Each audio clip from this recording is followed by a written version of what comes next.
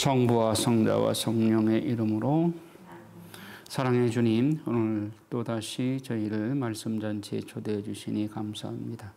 말씀이 살아 움직여서 우리 안에 운행하시고 우리의 삶을 주관하는 지표가 되게 하여 주시옵소서. 오늘 말씀이 우리의 생명력이 되고 우리의 삶의 역동력을 불러일으키는 요소가 되게 하여 주시옵소서. 저 시간이 오니 마치는 시간까지 주 성령께서 주관하여 주시옵시고 악한 마귀 틈타지 않도록 우리를 지켜주시옵소서. 이 모든 기도 성모 성심을 통해서 우리 주 예수 그리스도의 이름으로 비나이다. 아멘. 성부와 성자와 성령의 이름으로 아멘. 예. 한 두세 주 쉬었다가 이제 다시 시작을 하게 됩니다. 지난번에 아브라함의 역사까지 봤습니다. 그래서 창세기 두 파트로 나누는데 1장부터 11장까지 태고사, 또 12장부터 50장까지가 성조사인데 성조사와 아울러서 하느님 나라 건설에 관한 내용입니다. 첫 번째로 성조로 뽑힌 사람이 아브라함이고 아브라함의 아들 이삭, 그 다음에 야곱, 그 다음에 요셉, 이런 사성조에 관한 말씀이 창세기 이제 12장부터 50장까지 연결이 되는데, 지난 시간까지 아브라함의 역사에 대해서 살펴봤고, 오늘은 그 아들 이삭에 대해서 살펴보도록 하겠습니다. 자, 이삭은 이미 창세기 22장에서 아브라함이 이삭을 모리아 산에서 제사 바칠 때 이삭은 이미 하느님께 바쳐진 몸이고 하느님께서 그래서 이삭은 예수 그리스도의 전형으로서 예수 그리스도의 십자가의 제사를 미리 예표로 예형으로 보여준 모델 케이스라고 하겠습니다. 그래서 이미 모리아 산에서 이삭이 하느님께 자신을 봉헌한 그 의식 안에서 하느님은 이삭으로부터 받고자 하는 희생제사를 받으셨습니다. 그래서 이삭의 생애는 사성조 중에 가장 순탄해요. 이미 하느님이 받으셨기 때문에. 그래서 그리고 이삭의 생애도 굉장히 길어요. 오래 살았어요. 그리고 이삭의 생애에는 아주 평탄하게 계속되는 모습을 볼 수가 있습니다. 자, 그 교재로 봐서는 48쪽이 되겠고, 성경 본문으로는 이제 창세기 26장부터가 되겠습니다.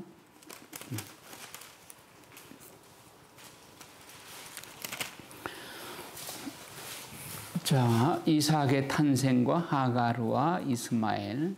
사라에게서 약속의 아들 이삭이 탄생을 하게 되니까 사라는 이제 하가르와 이스마엘을 추방하라고 요구를 합니다.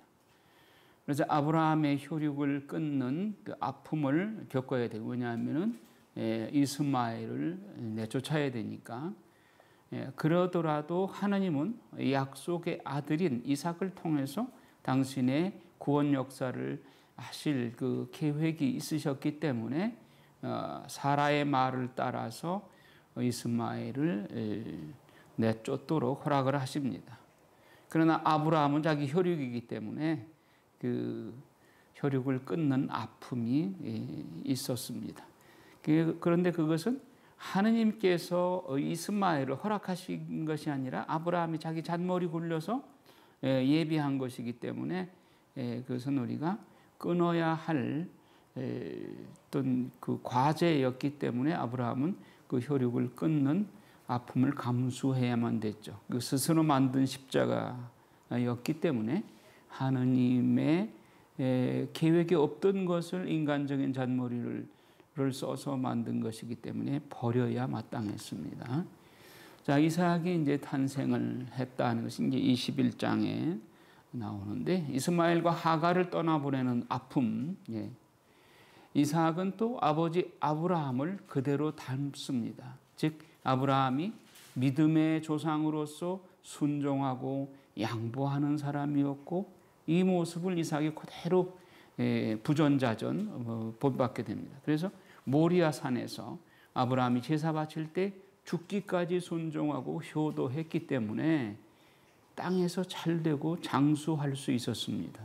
그러니까 모리아 산에서 지난 시간에 봤지만 아브라함이 아들 이삭을 꽁꽁 묶어가지고 제단에 봉헌하려고 했을 때 반항한 그 기색이 전혀 없잖아요. 이건 바로 예수님의 십자가의 제사를 원형으로 예형으로 보여준 것이라 할 수 있습니다. 그래서 이삭은 자기를 불사를 장작을 쥐고 묵묵히 산을 올라갔고 또 자기를 밧줄로 꽁꽁 묶고 목에 아버지가 칼을 들여대도 반항하는 적이 전혀 없어요. 이게 바로 예수 그리스도의 전형이고 이미 십자가 제사를 봉헌하였기 때문에 그의 생애는 180살까지 살면서 순탄하게 진행이 됐습니다. 지난 시간에 우리가 아브라함의 이삭 제사에 관해서는 보았습니다.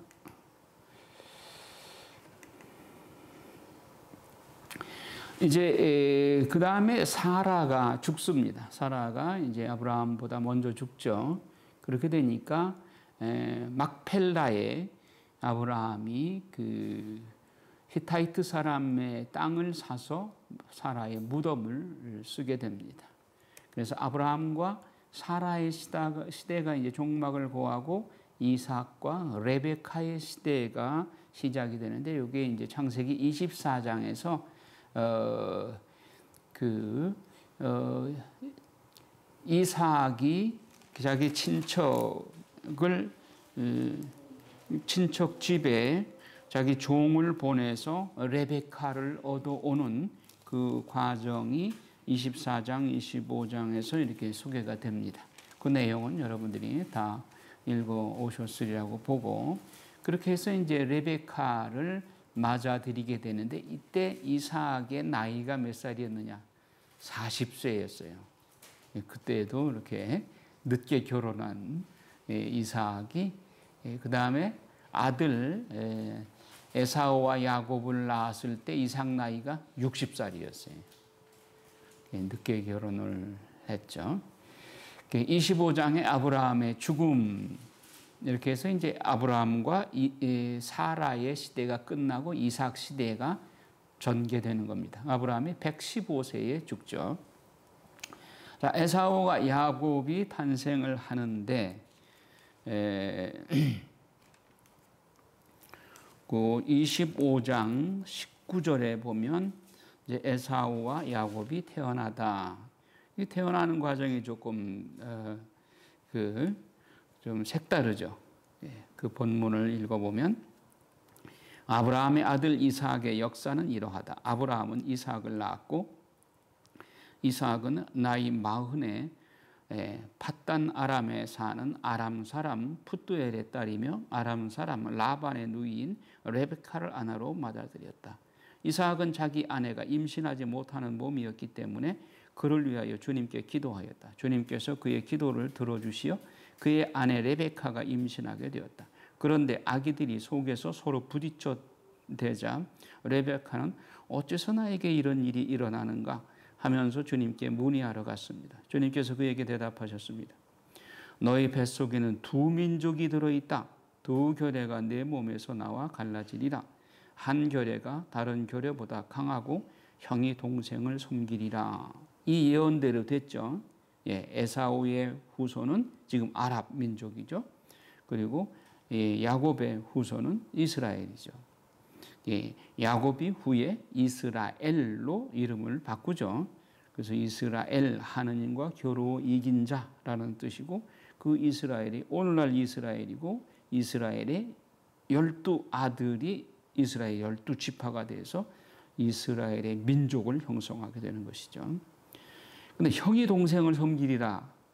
이미 예언된 거예요. 지금 그러니까 아랍이 아무리 발버둥을 쳐도 이스라엘을 이길 수가 없는 거예요. 이미 성경에 예언되어 있기 때문에 자 그러면 이건 좀 사족이지만 우리가 기도할 때 두 민족 중에 어느 민족하고 가까워야 되고 어느 민족을 위해서 기도해야 됩니까? 이미 답이 나와 있어요.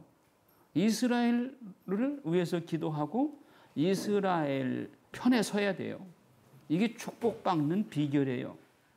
그러니까 우리 민족이 번영하기 위한 길은 이스라엘 편에 서야 돼요. 어쨌든 간에. 물론 이스라엘이 얄민짓들하고 또 어떻게 보면 뭐 범죄도 저지르고 프리메이슨의 뭐 또 대표도 뭐 이스라엘 사람이고 뭐 그렇다고 그러죠. 그러나 프리메이슨에 우리가 담아자는 얘기가 아니라 이스라엘의 본줄기, 하나님께서는 이스라엘을 붙잡고 일하시고 그들을 하느님의 백성으로 선택하셨고 이스라엘 백성들을 통해서 구원 사업을 하시니까 우리는 이스라엘 편에서, 즉 하느님이 이스라엘 백성과 함께 하시는 그 일에 협조를 해야 된단 말이죠. 예, 그래 뭐 어떤 강의 중에 내가 그런 강의를 들었어요. 박정희 대통령이 5.16 군사혁명을 일으켰을 때 제일 먼저 군사정권을 인정한 나라가 이스라엘이래요. 그래서 박정희 대통령 당시에 이스라엘의 대사관을 서울에 설치를 했었어요. 그런데 박 대통령이 후에 5.1 쇼크 뭐 이런 거 일어나 그러니까 친아랍으로 돌아섰어요. 그러니까 이스라엘이 도저히 설득해도 말을 안 듣고 계속 친아랍 쪽으로 가게 되니까 이스라엘이 대사관을 철수해 버렸어요.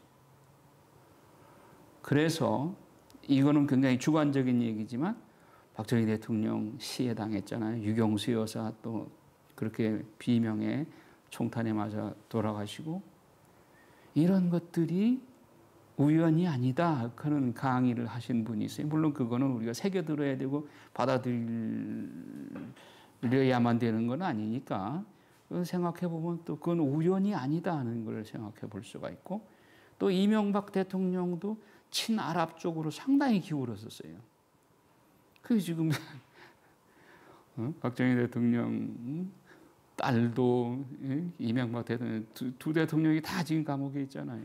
어쨌든 간에 그것의 잘잘못을 떠나서 지금 현세적인 운명이 너무너무 복이 안 됐잖아요. 이런 것들이 그러니까 친이스라엘의 시각으로 볼 때 하나님 편에 안 섰기 때문에 그렇다. 그리고 뭐 박근혜 대통령이 또 아랍 쪽에 가가지고 뭐 히잡을 쓰고 뭐 그 흉내를 냈잖아요. 그런 것들이 또 율리안 나라고 영세를 받았잖아요. 우리가 종교는 신앙은 아무리 정치를 한다고 하더라도 신앙을 팔아서는 안 되는 거죠.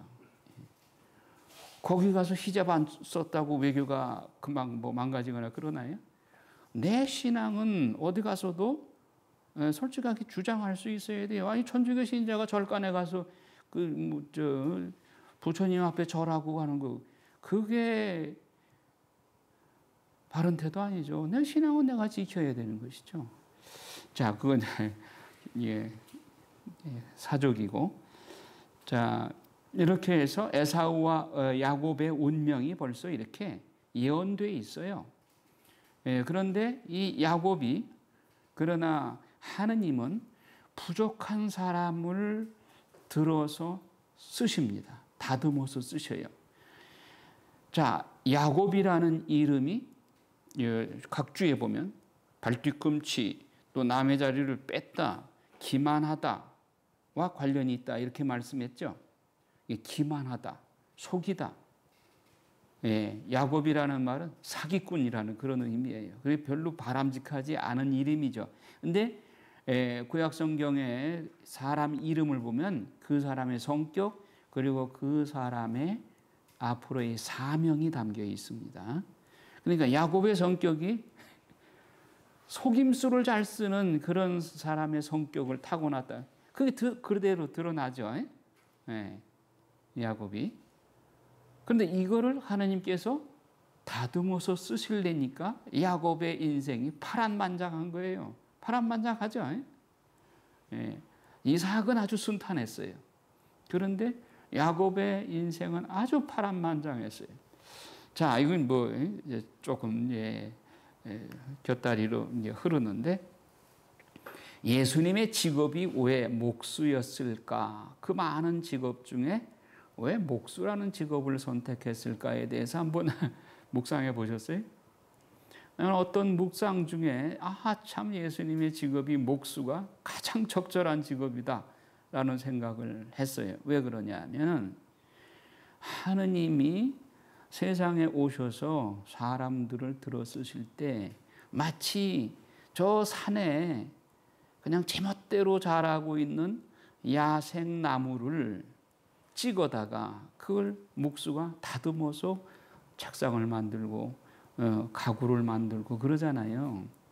그 마치 하느님이 세상에 오시기 전에는 완전히 야생마처럼 제멋대로 살고 제 중심으로, 자기 중심으로, 나 중심으로 살던 사람들을 예수님이 오셔서 다듬어서 쓰시려니까 마치 목수처럼, 영적인 목수로서 우리의 야상마적인 그런 성격을 다듬어서 쓰시기 위해서 오신 분은 정말 영적인 목수직이 참 적합한 직업이다, 그런 생각이 들었어요. 또 타는 말도 처음에 길들이기 전에는 뭐 진짜 천방지축이잖아요. 그런 말을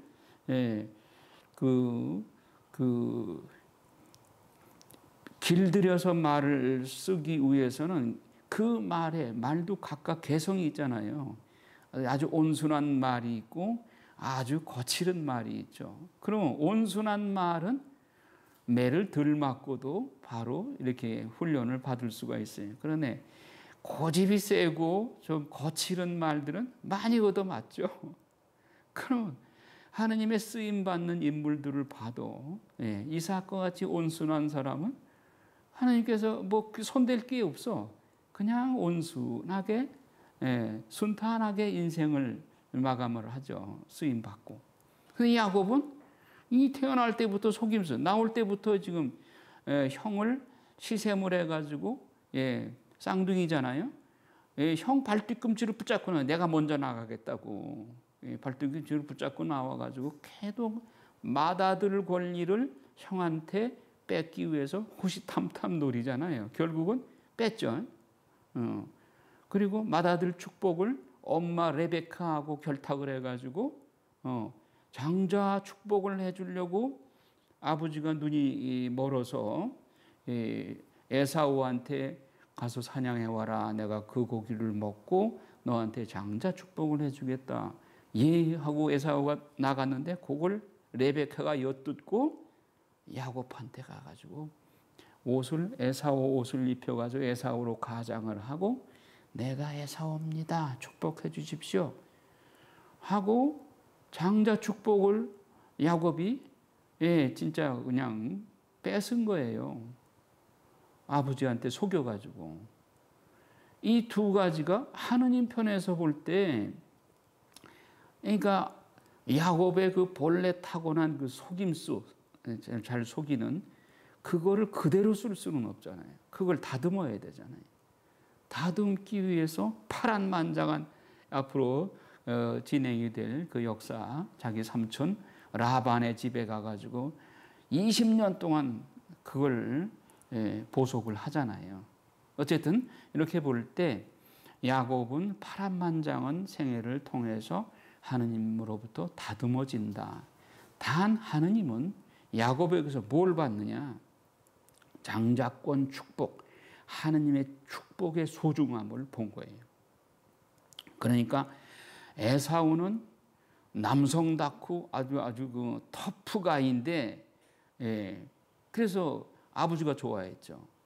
그런데 레베카 엄마는 동생 야곱이 성격은 온순하고 그런데 시샘이 많은 거예요.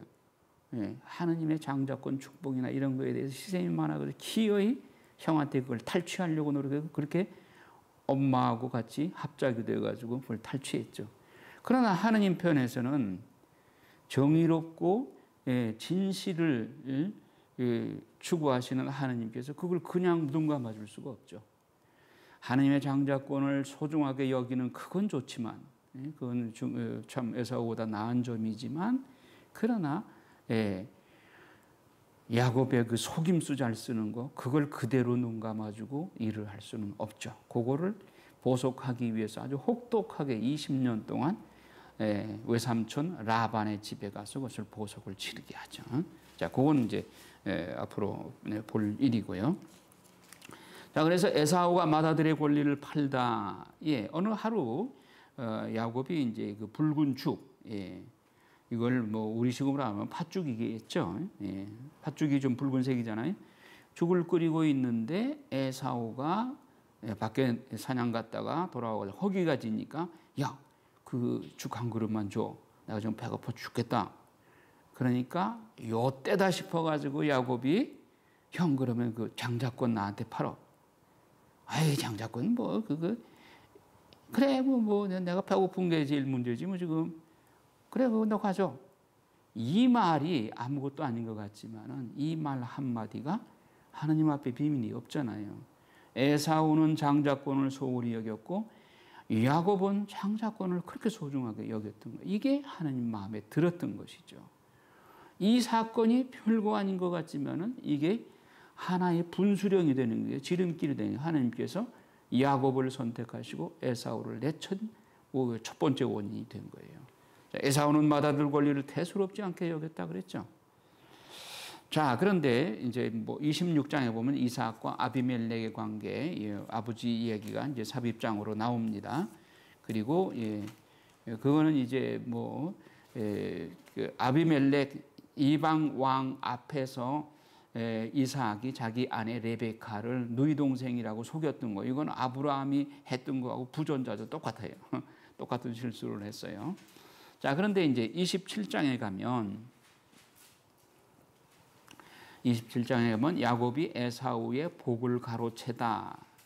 제가 아까 말씀드린 대로 이삭이 눈이 어두워서 이제 자기가 죽기 전에 이스라엘은 이 장자권 축복이 굉장히 중요한 것입니다. 그래서 작은 아들보다는 장자가 되기를 원했던 것이죠. 이 장자 축복을 받기 위해서. 그런데 이제 이삭이 눈이 멀게 되니까 아들한테 죽기 전에 장자 축복을 해주고 죽겠다. 그래서 야, 사냥해서 맛있는 고기를 좀 만들어 와라. 그리고 그 고기를 먹고 내가 너한테 장자 축복을 해주겠다. 그래서 사냥하러 나갔어요. 이 소식을 문틈으로 듣고 엄마인 레베카가, 엄마는 야곱하고 가까웠어요. 그 야곱한테 쏙닥쏙닥 해가지고 내가 시키는 대로만 해. 그래서 너는 집에 있는 염소를 가져와. 그래가지고 그거 내가 요리해 줄 테니까 아빠한테 들어가가지고 제가 에사오입니다 라고 말씀드리고 음식을 드십시오. 그리고 장자 축복을 해 주십시오. 그렇게 말씀드려서 얼른 장자 축복을 받아라.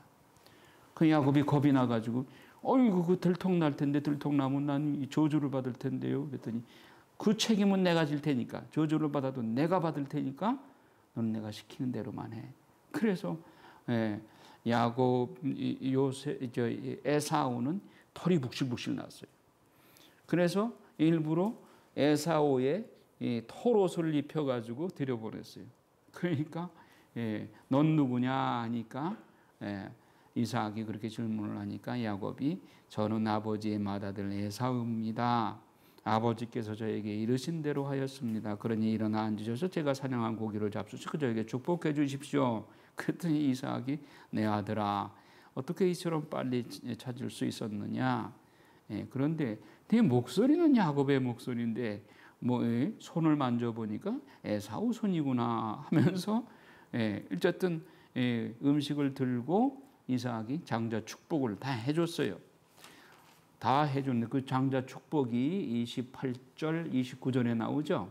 그래서 쭉 문민족이 너를 섬기고 뭇결레가 내 앞에 무릎을 꿇으리라. 너는 내 형제들의 지배자가 되고 내 어머니의 자식들은 내 앞에 무릎을 꿇으리라. 너를 저주하는 자는 저주를 받고 너에게 축복하는 자는 복을 받으리라.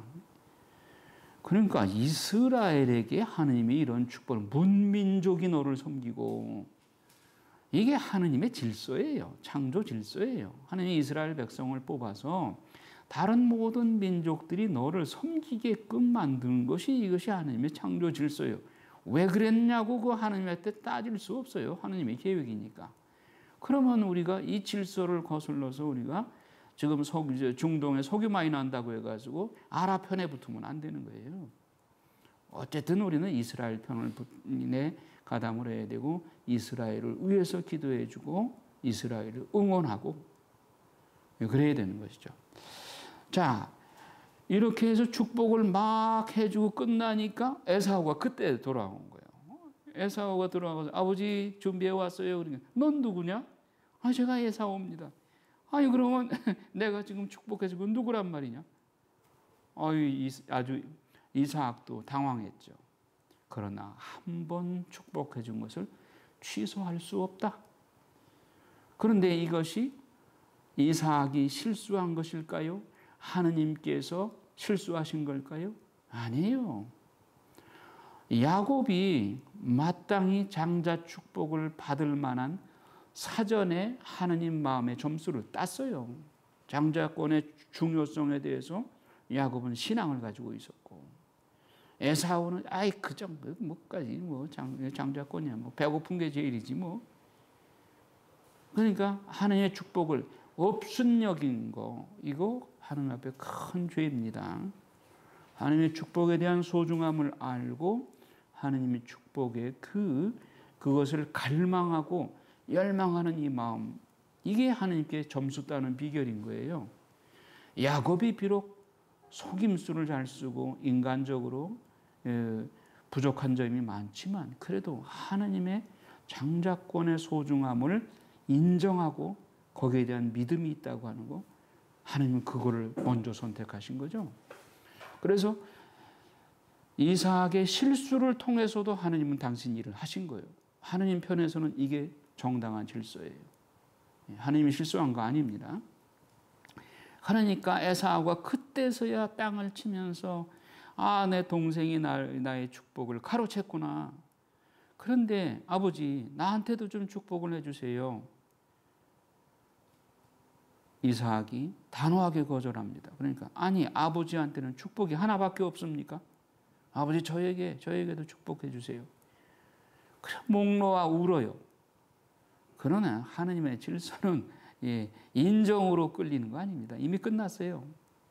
그래서 에사우에게 마지막으로 이삭을 통해서 하나님께서 말씀하십니다. 네가 살 곳은 기름진 땅에서 저 위 하늘의 이슬에서 멀리 떨어져 있으리라. 너는 칼을 의지하고 살면서 내 아우를 섬기리라.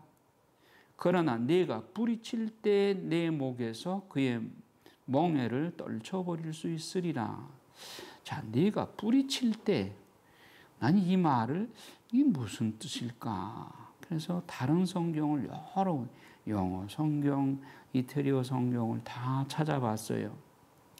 결국은 이미 하느님의 질서는 결정됐어요. 야곱에게 장자권이 내려가고 에사우 너는 동생을 섬길 수밖에 없다. 아우를 섬기리라. 그러나 네가 뿌리칠 때, 이 말은 무슨 말이냐면 네가 그걸 솔직하게 인정하고 아우에게 장자권이 내려간 거를 억울하다 분하다 그렇게 앙심을 품지 말고 인정해라. 이제 인정하고 숙이면 내가 뿌리칠 때 이 표현이 그 말이에요. 인정하게 되면 내 목에서 그의 멍에를 떨쳐버릴 수 있으리라. 이미 엎질러진 물을 그냥 앙심을 품고 다시 주워서 담으려고 해서는 안 된다. 인정할 건 인정해라 이거예요. 그러면 지금 중동 지방이 이스라엘에 대해서 그렇게 지금 이스라엘은 중동에서 없어져야 된다고 하면서 그렇게 그 앙숙에 대해서 싸우죠. 물론 3차 전쟁에 발발할 장소도 거기라고도 다들 얘기들을 하는데 이걸 내려놓지 못하기 때문에 그런 거예요. 지금 아랍에미리트인가가 최근에 이스라엘하고 평화협정 맺었죠. 그런 나라는 그것이 이제 얼마가 갈는지 모르지만은 그렇게 자기를 숙이고 이스라엘의 장자권을 인정하고 숙이고 들어가면 살아요. 살 수 있어요. 예. 그 최근에 미국 대통령이 예루살렘이 이스라엘의 수도다 하는 거 선언했죠. 이거 별거 아닌 것 같아도 굉장히 구원 역사에서 중요한 획을 긋는 선언입니다. 미국 대통령 중에 처음으로 예루살렘이 이스라엘의 수도라는 말을 처음으로 했어요. 그리고 남미의 과테말라라고 하는 나라가 자기 대사관을 텔아비브에서 예루살렘으로 옮겼어요. 그 나라가 지금 축복받고 있어요. 남미가 지금 뭐 베네수엘라니 굉장히 지금 어려운 정치적인 혼란과 어려운 경제적인 어려움에 처해있지만 과테말라는 지금 굉장히 풍요와 하나님의 축복을 받고 있어요. 그러니까 이스라엘 편에서 이스라엘을 인정하는 나라는 축복을 받아요. 아까 그랬잖아요. 문민족이 너를 섬기고 뭇결회가 내 앞에서 무릎을 꿇으리라. 그러니까 너를 저주하는 자는 저주를 받고 너에게 축복하는 자는 복을 받으리라 그랬죠. 그러니까 이스라엘 편에 서는 나라는 축복을 받는 거예요. 자, 그래서 야곱이 에사우를 피해 하란으로 도망가다. 그러니까 에사우가 자기 장자권 뺏겼으니까 야곱 네가 내 장자권을 탈취해서 내가 죽여버리겠다고 막 일을 갈아요. 그러니까 레베카 엄마가 겁이 나니까 이러다가 아들도 잃고 나도 이게 제 명예 못 주겠구나.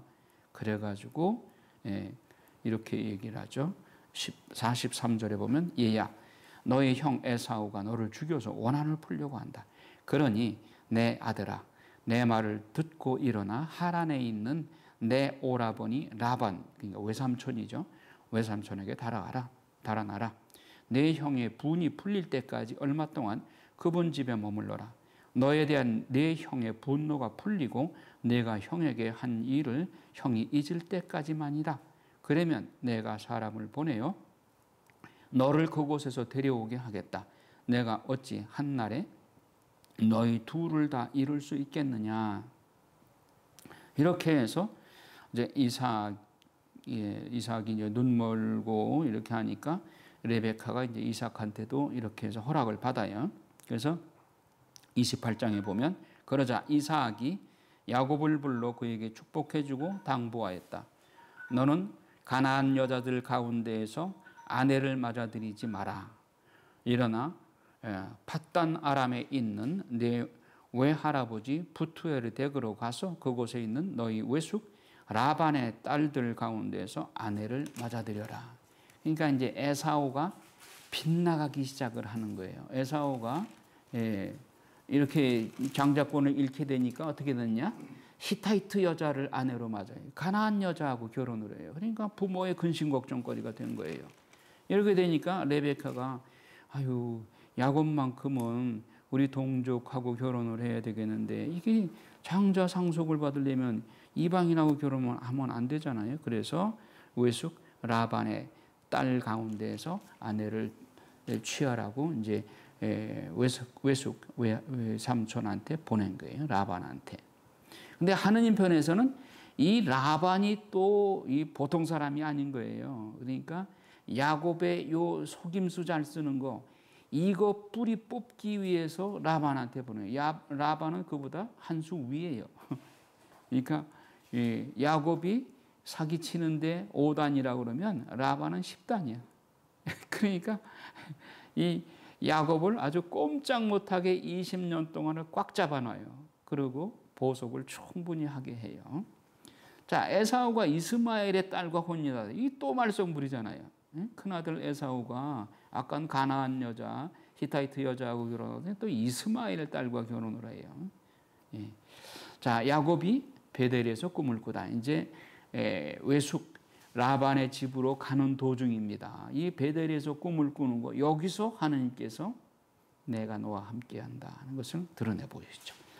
자, 28장 10절 같이 읽을까요?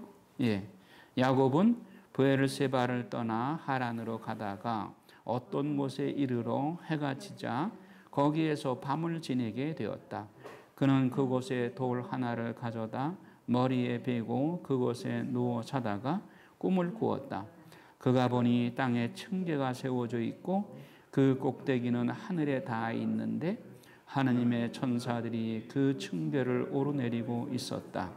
주님께서 그 위에 서서 말씀하셨다. 나는 너희 아버지 아브라함의 하느님이며 이삭의 하느님인 주님이다. 나는 네가 누워있는 이 땅을 너와 네 후손에게 주겠다.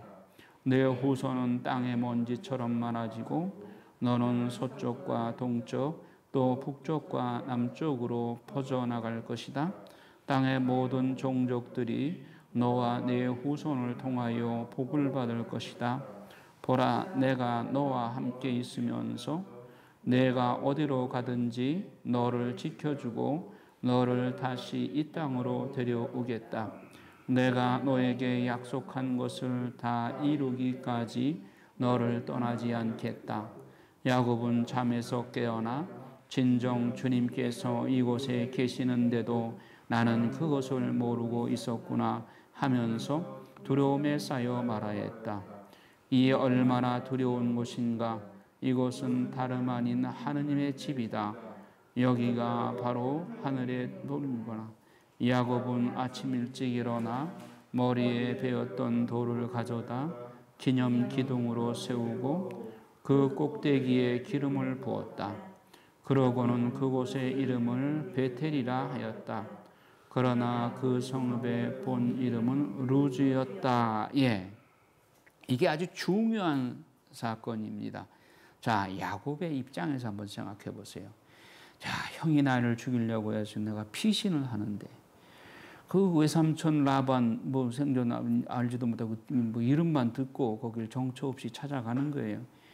야곱의 마음이 얼마나 심란했겠어요. 예, 쫓겨가는 입장인데 이럴 때 우리가 하느님을 만나는 거예요. 내가 외롭고 정말 이 세상에서 소외되고 정말 낙심천만한 이런 상황에서 하느님이 만나주시는 거예요. 그 돌베개를 하고 참 한숨 쉬면서 잠을 자고 있는데 꿈을 꾼 거예요. 그 꿈에 하늘에서 사다리가 내려오더니 천사가 오르락 내리락 하는 거예요. 그러면서 주님께서 말씀을 하십니다. 내가 너와 함께 있으면서 내가 어디로 가든지 너를 지켜주고 너를 다시 이 땅으로 데려오겠다. 내가 너에게 약속한 것을 다 이루기까지 너를 떠나지 않겠다. 아, 이게 얼마나 위로가 되는 말씀이에요. 그러니까 우리가 이러할 때, 이 야곱과 같은 이런 상황에 처할 때 그냥 인간적으로 세상적으로 슬퍼하지 말고 아, 이때가 바로 하느님이 나를 찾아주실 때다. 그래서 정말 주님께 더 열심히 기도하시면 주님께서 만나주세요. 방법은 하느님은 각 사람에게 각양각색으로 하니까 꼭 요대로가 아니라도 하느님은 꼭 만나주세요. 그래서 야곱이 그때 잠에서 깨어나가지고 아, 내가 이렇게 참 처량하게 슬픔에 눈물겨워서 이렇게 잠을 청했을 때 야, 이곳이 말이야. 주님께서 이곳에 계시는데도 나는 그것을 모르고 있었구나. 이 얼마나 두려운 곳인가. 이것은 다름 아닌 하느님의 집이다. 여기가 바로 하늘의 문이다.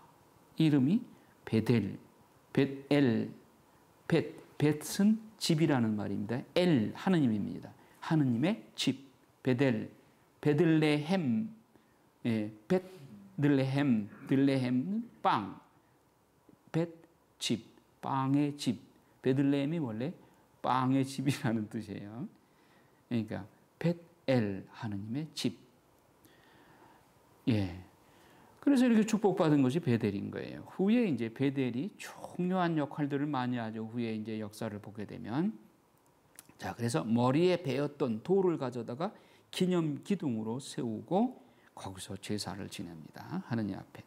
그러니까 야곱은 에사오가 할 줄 몰랐던, 에사오는 영적으로 너무너무 하느님, 그러니까 세속적인 거예요. 에사오는.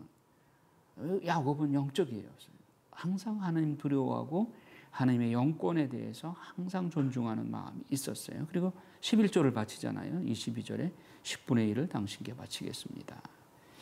자, 29장에 보면 야곱이 라반의 집에 도착합니다.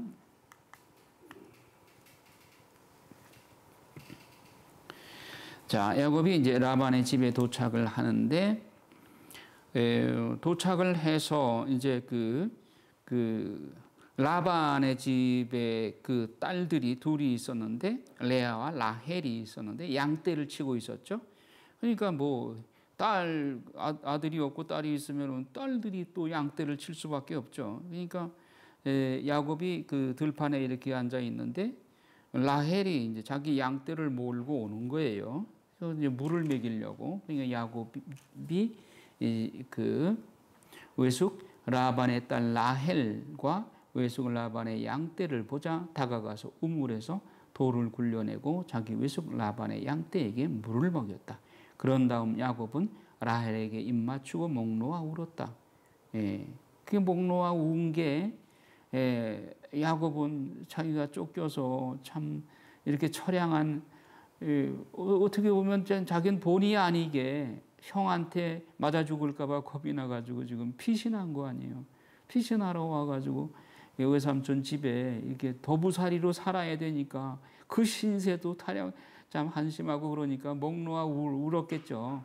그 뭐 또 친척 집에 왔다 그러니까 반가워서 그렇기도 했겠지만, 자, 그리고 야곱은 라헬에게 자기가 그 아버지의 혈육이고 레베카의 아들임을 밝혔다. 라헬은 달려가서 아버지에게 이 사실을 알렸다.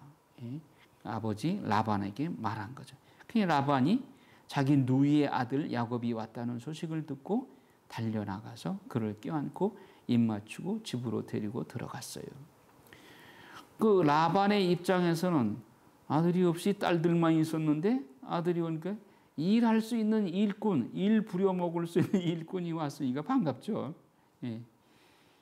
정녕 너는 내 고륙이다. 이래야 야곱은 그 집에서 한 달 동안 머물렀다. 그런데 야곱이 하나님께서 이제 섭리하시는 거죠. 야곱의 눈에 두 딸 중에 누가 마음에 들게 해요? 라헬이 마음에 들게 하나님께서 야곱의 마음을 싹 이제 콩고불이 끼게 만든 거예요. 그러니까 뭐 실제도 그랬겠지만 야곱의 눈에 지금 콩고불이 끼었어. 그러니까 레아는 마음에 안 들고 라헬이 그렇게 마음에 드는 거예요. 레아의 눈은 생기가 없었지만 라헬은 몸매도 예쁘고 모습도 아름다웠다. 그래서 야곱은 라헬을 사랑하고 있었으므로 외삼촌의 작은 딸 라헬을 얻는 대신 7년 동안 외삼촌 일을 해드리겠습니다 하고 대답을 했어요. 그러니까 하나님은 뭐예요? 라반 외숙의 외삼촌 집에서 이 야곱의 그 속임수 잘 쓰는 그것을 보석시키고 교육시키기 위해서 보낸 거 아니에요? 하느님 입장에서는. 그럼 어쨌든 거기에 눌러있게 붙어있게 해야 되잖아요. 붙어있게 하려니까 라헬이 마음에 들도록 해서 도망 안 가도록 해야 될 거 아니에요. 하느님 입장에서는. 그렇게 되니까 야곱의 눈에 콩고불이 껴가지고 라헬이 그냥 그렇게 마음에 드는 거예요. 그러니까 라헬을 얻기 위해서 7년 동안 계약합시다. 내가 7년 동안 봉사해 줄 테니까 라헬을 제 아내로 주십시오. 이제 라반은 드디어 자기한테 걸려 들었구나 해가지고 이제 그렇게 허락을 해요. 허락해 7년 동안 이제 잘 봉사를 했어요. 그 7년 기한이 찾아 이제 제 아내를 약속대로 주십시오. 그랬더니 밤에 이제 레아를 살짝 들여보낸 거예요. 밤에. 그때는 전기가 없어가지고 밤에 호롱불 켜고 뭐 누군지 얼굴도 알아볼 수가 없죠. 근데 자고 일어났는데 레아가 누워 있는 거예요. 그 야곱이 너무 황당해가지고 아니 이게 이럴 수가 있습니까? 라헬을 얻는 대신 외삼촌 일을 해드리지 않았습니까? 그런데 왜 저를 속이셨습니까? 라반이 시침을 뚝 따고 우리 고장에서는 작은 딸을 언니보다 먼저 시집 보내는 경우가 없네. 그럼 어떻게 해야 됩니까? 앞으로 7년 동안 더 일하게. 그러면 라헬도 주지. 이래가지고 7년 동안 또 꼼짝없이 그냥 하다 보니까 가끔씩 야곱이 너무 부해가 나는 거예요. 너무 속았다 싶은 거예요. 외삼촌한테. 그래가지고 막 분탕이 나가지고 도망가겠다. 보따리를 딱 싸고 도망가려고 하면 라헬이 그냥 사뿐사뿐 커피잔을 끓여가지고 나오고 그러는데 그냥 그걸 보면은 또 그냥 금방 봄 녹듯이 도망가고 싶은 생각이 사라져버려요. 이거 다 누가 조종하는 게? 하느님께서. 예. 왜? 야곱이 라반의 집에 가서 그 사기꾼 성격을 보속하기 위해서 아직 더 시간이 필요한 거예요. 예. 하느님 앞에는 얄짤 없어요. 예.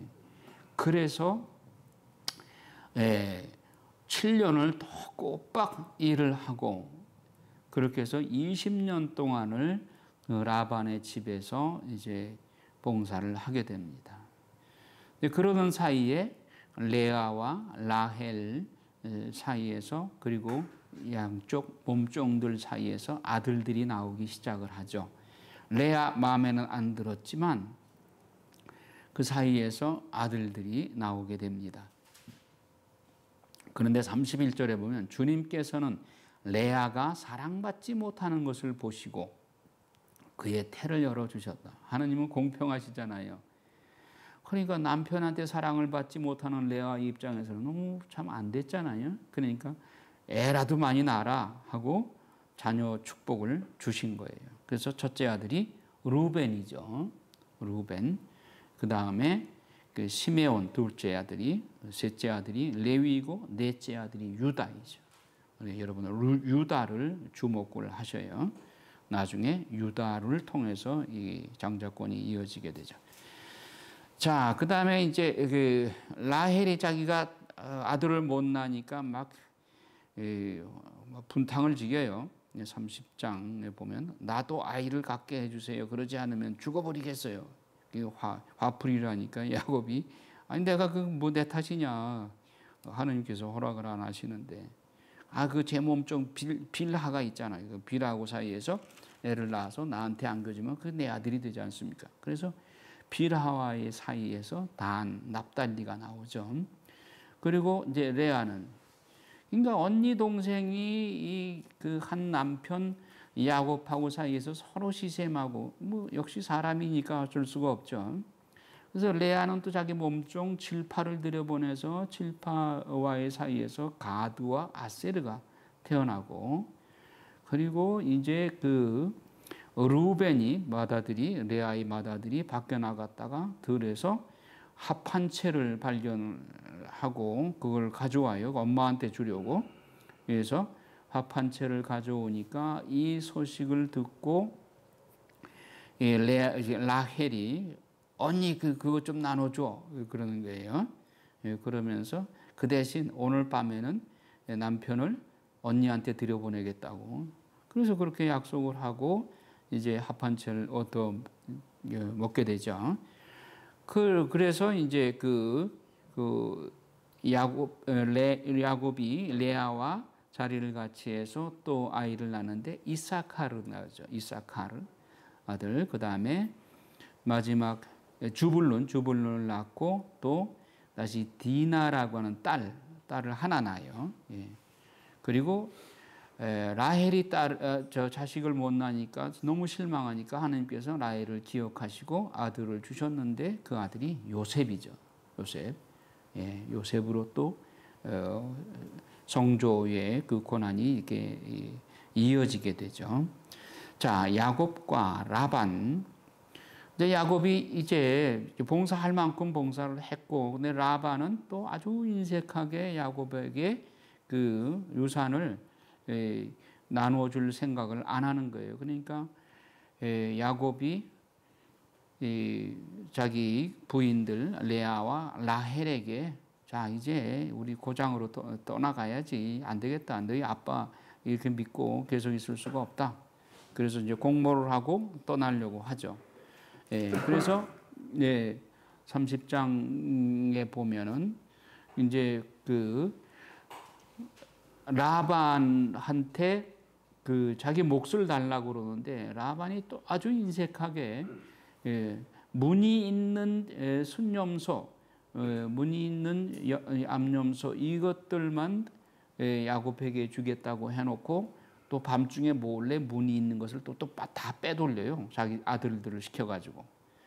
이렇게 해서 야곱이 그냥 자꾸 이제 속임을 당하죠. 그런데 하느님은 또 야곱 편이에요. 그래서 하느님은 야곱에게 축복을 해주시고 야곱의 양들과 염소들이 불어나도록 축복을 해주셔요. 그래서 31장에 보면 이제 드디어 야곱이 고향으로 출발을 합니다. 그래서 31장에 야곱은 라반의 아들들이 야곱이 우리 아버지 것을 모조리 가로채고 우리 아버지 것으로 그 모든 재산을 이루었다 하고 말하는 것을 듣게 되었다. 야곱이 라반의 얼굴을 살펴보니 자기를 대하는 태도가 예전과 같지 않았다. 그때 주님께서 야곱에게 말씀하셨다. 내 조상들이 땅으로 내 친족들에게 돌아가거라. 내가 너와 함께 있겠다. 이제 하느님이 허락하셨어요. 이제 출발하라고. 이 말은 야곱의 보속이 끝났다 이 이야기죠. 예. 자, 그래서 이제 떠나갈 준비를 합니다. 그런데 라반은 아직 놓치고 싶지가 않은 거예요. 그런데 밤중에 몰래 이제 야곱이 자기 가솔들을 이끌고 도망을 갔어요. 사흘길을 갔어요. 그런데 라반이 또 야곱을 쫓아와요. 쫓아와 가지고는 야곱에게 이렇게 말합니다. 자네가 나를 속이고 내 딸들을 전쟁 포로처럼 끌고 가다니 어찌 이럴 수가 있는가? 어째서 나를 속이고 몰래 달아났는가? 왜 나에게 알리지 않았나? 그랬다면 내가 손붓과 비파로 노래 부르며 기쁘게 자네를 떠내보내지 않았겠나? 하면서 천연덕스럽게 이렇게 유감스럽다고 얘기를 해요. 그런데 이제 그 떠날 때 라헬이 아버지의 그 신을 훔쳐가지고 나왔어요. 그 라반이 그 자기 신이 없어진 걸 알았어요. 왜 남의 신을 가져갔냐? 그러니까 야곱은 이걸 몰라요. 라헬 혼자만 알고 있어요. 우리가 무슨 당신의 신을 훔쳐갔단 말입니까? 다 뒤져보십시오. 뒤져봐서 만약에 그 신이 나오는 사람은 당신 마음대로 하십시오. 처벌을 하십시오. 그 라헬이 훔쳐간 걸 몰랐어요. 야곱이. 그래서 이제 라반이 찾기 시작을 하는 거예요. 그런데 라헬에 왔을 때 라헬이 딱 나귀에 타고 나 지금 달거리 하고 있으니까 움직일 수 없어요. 하고 그러니까 아버지도 할 수 없죠. 자기는 거기다 숨겨놨는데 아버지도 뭐 할 수 없다 해가지고 그러고 끝났죠. 야곱이 화를 내면서 라반에게 따집니다. 야곱이 라반에게 다그쳤습니다. 제가 무엇을 잘못했습니까? 제가 무슨 죄를 지었기에 이렇게 악착스레 쫓아오셨습니까? 제 물건을 샅샅이 뒤지셨는데 장인 어른 집안의 기물 가운데 무엇이라도 찾아내셨습니까? 여기 저의 친족과 장인 어른의 친족이 보는 앞에서 그것을 내놓으십시오. 그들이 우리 사이에 시비를 가리게 해주십시오. 저는 이 20년을 장인 어른과 함께 지냈습니다. 하면서 그동안 20년 동안 자기가 당한 것에 대해서 막 분풀이를 하는 거예요. 그 가운데 14년은 어른의 2딸을 얻으려고 그리고 6년은 어른의 가축을 얻으려고 일을 해드렸습니다. 그런데 장인 어른께서는 저희 품값을 10번이나 바꿔치기 하셨습니다. 그러니까 야곱이 5단이면 라반은 10단이잖아요. 그러나 하느님께서는 저의 고통과 제 손의 고생을 보시고 어젯밤에 시비를 가려주신 것입니다. 하느님이 떠나라고 하셨어요. 그래서 이제 야곱과 라반이 계약을 맺습니다. 그리고 라반의 꿈에도 하느님께서 너무 야곱한테 그렇게 몰아치지 마라. 그렇게 말씀을 하신 것을 라반이 고백을 해요. 야, 내가 너무 너한테 심하게 하지 말라고 하느님께서 하시더라. 하느님께서 나와 자네 사이에 증인이심을 명심하게 하고 이제 보내주죠. 자, 그런데 이제 32장에 이튿날 아침 야곱이 에사우를 만날 준비를 합니다. 이제 떠나가는 거예요. 근데 가면은 에사우가 지금 살아 있잖아요. 에사우하고 화해를 해야 되는데 야곱이 겁쟁이야. 에사우 형이 어떻게 나올 줄 모르는 거야. 과연 내가 그냥 가서 손이 발휘되도록 그렇게 빌면 용서해 줄까? 그런데 에사우는 이 터프가이라 술 한잔 먹고 하면 또 그냥 어떻게 나올지 몰라. 그러니까 뭐 야곱이 지금 걱정이 태산인 거예요. 그래서 에사우에게 줄 선물을 잔뜩 장정 400명을 거느리고 그리고 소, 염소, 낙타, 이물 두 무리를 나누어 가지고 에사우한테 선물을 주려고 그렇게 준비를 한 거예요. 그리고 32장 10절에 보면 그러고 나서 야곱은 기도하였다. 저희 아버지 아브라함의 하느님, 저희 아버지 이삭의 하느님, 너희 고향으로 너희 친족에게 돌아가거라. 내가 너에게 잘해주겠다고 하고 저에게 약속하신 주님, 당신 종에게 베푸신 그 모든 자애와 신의가 저에게는 과분합니다. 사실 저는 지팡이 하나만 짚고 이 요르단강을 건넜습니다만 이제 이렇게 두 무리를 이루었습니다. 제 형의 손에서 에사우의 손에서 부디 저를 구해 주십시오. 그가 들이닥쳐서 어미 자식할 것 없이 저희 모두를 치지나 않을까 저는 두렵습니다. 당신께서는 내가 너에게 잘해주고 내 후손을 너무 많아 셀 수 없는 바다의 모래처럼 만들어 주겠다고 말씀하셨습니다. 그날 밤 야곱은 그곳에서 밤을 지냈다. 그런 다음 그는 자기가 가진 것 가운데에서 자기의 형 에사우에게 준 선물을 골랐다. 그냥 엄청나게 푸짐한 선물들을 지금 잔뜩 준비했어요. 그래서 형의 마음을 풀어주려고 준비를 합니다. 자, 그런데 이제 이들을 데리고 출발을 합니다. 출발을 하면서도 야곱은 에사우 형에 대해서 아직도 안심이 안 되는 거예요. 심란한 마음으로 지금 23절에 보면 바로 그날 밤에 야곱은 일어나 두 아내와 두 여종과 11 아들을 데리고 약복강 건널목을 건넜다. 야곱은 이렇게 그들을 이끌어 내를 건네 보낸 다음 자기에게 딸린 모든 것도 건네 보냈다. 그러나 야곱은 혼자 남아 있었다. 여러분, 이것은 오늘날의 피정이라고 생각하시오. 가족들, 근심 걱정거리들 다 먼저 보내놓고 자기 혼자 남는 거예요. 약복강 나루에. 그런데 어떤 사람이 나타나 동이 틀 때까지 야곱과 씨름을 하였다. 그는 야곱을 이길 수 없다고 하고 야곱의 엉덩이 뼈를 쳤다. 여러분, 이제 에사우 형이 나를 죽일지도 모른다는 근심 걱정. 이제 가솔들 먼저 보내놓고 피정을 하는데 이제 매달릴 곳은 하느님밖에 없는 거예요. 하느님이 나를 도와주시지 않으면 누가 나를 도와줘? 내 편이 누가 되겠어요? 에사우가 죽을지도 모르는 심란한 마음에서 오로지 하느님만 붙잡은 거예요. 아니, 그런데 하느님의 천사가 와서 나하고 씨름을 하자네. 죽자 사자 대롱대롱 매달려가지고 내가 축복 안 해주면 나 이 손 못 놓겠다고. 그래서 날이 셀 때까지 그냥 꽁꽁 붙잡고서 대롱대롱 매달려 있는 거예요. 그러니까 천사가 나가 해가 밝기 전에, 날이 밝기 전에 나 떠나가야 되는데 니 도대체 놔주지를 않니? 이거 어떡할까? 그래서 그냥 엉덩이뼈를 탁 쳐버렸어요. 그래서 환도뼈라고 그러죠. 그 뼈가 부러졌어.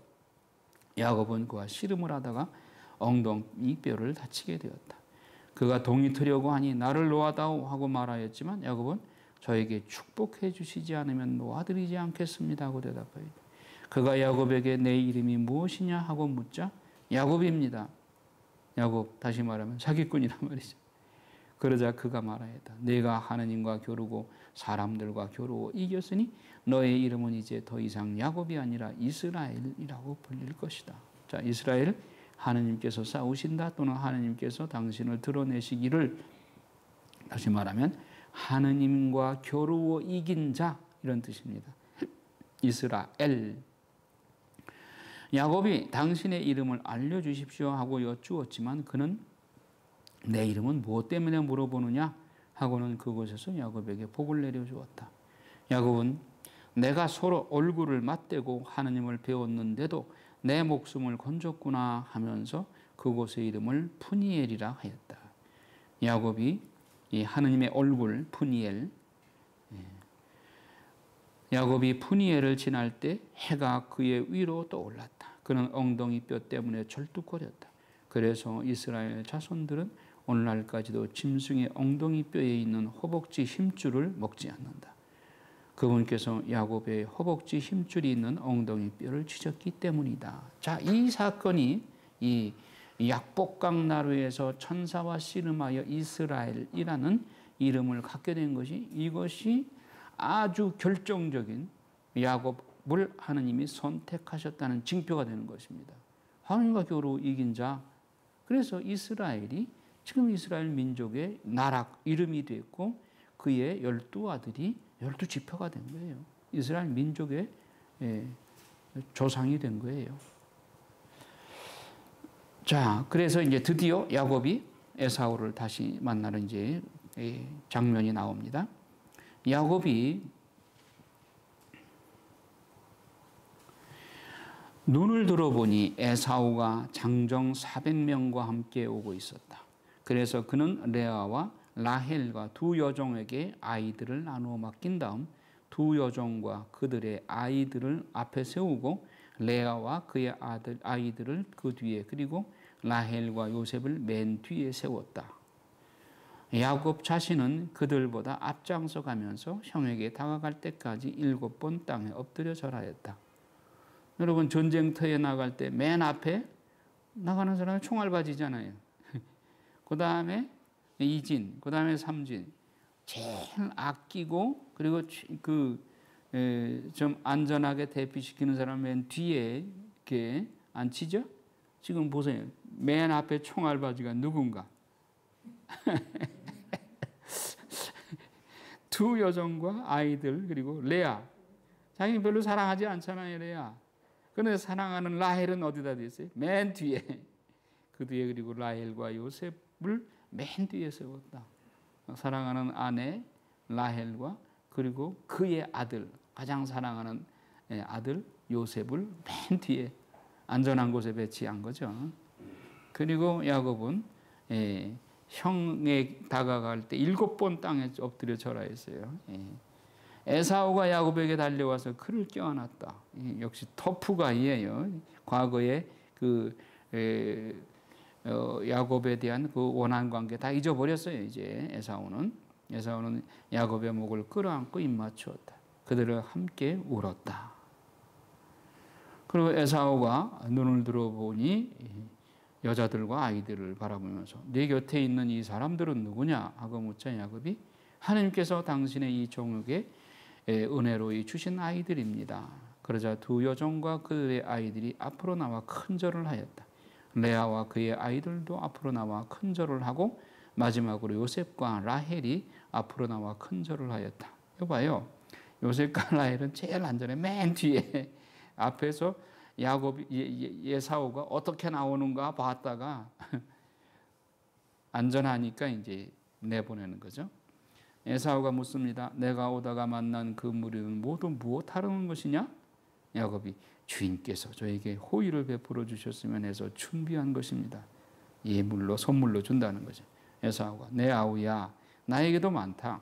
내 것은 네가 가져라 하니까 야곱이 아닙니다. 저에게 호의를 베풀어 주신다면 이 선물을 제 손에서 받아 주십시오. 정녕 제가 하느님의 얼굴을 뵙는 듯 주인의 얼굴을 뵙게 되었고 주인께서는 저를 기꺼이 받아 주셨습니다. 제발 주인께 드리는 이 선물을 받아 주십시오. 하나님께서 저에게 은혜를 베푸시어 저는 모든 것이 넉넉합니다. 이렇게 야곱이 간곡히 권하자 에사우는 그것을 받아들였다. 그런데 야곱은 아직도 형이 믿겨지지가 않아요. 그래서 같이 가자 하는데 야곱이 자꾸 쭈뼛쭈뼛 하는 거예요.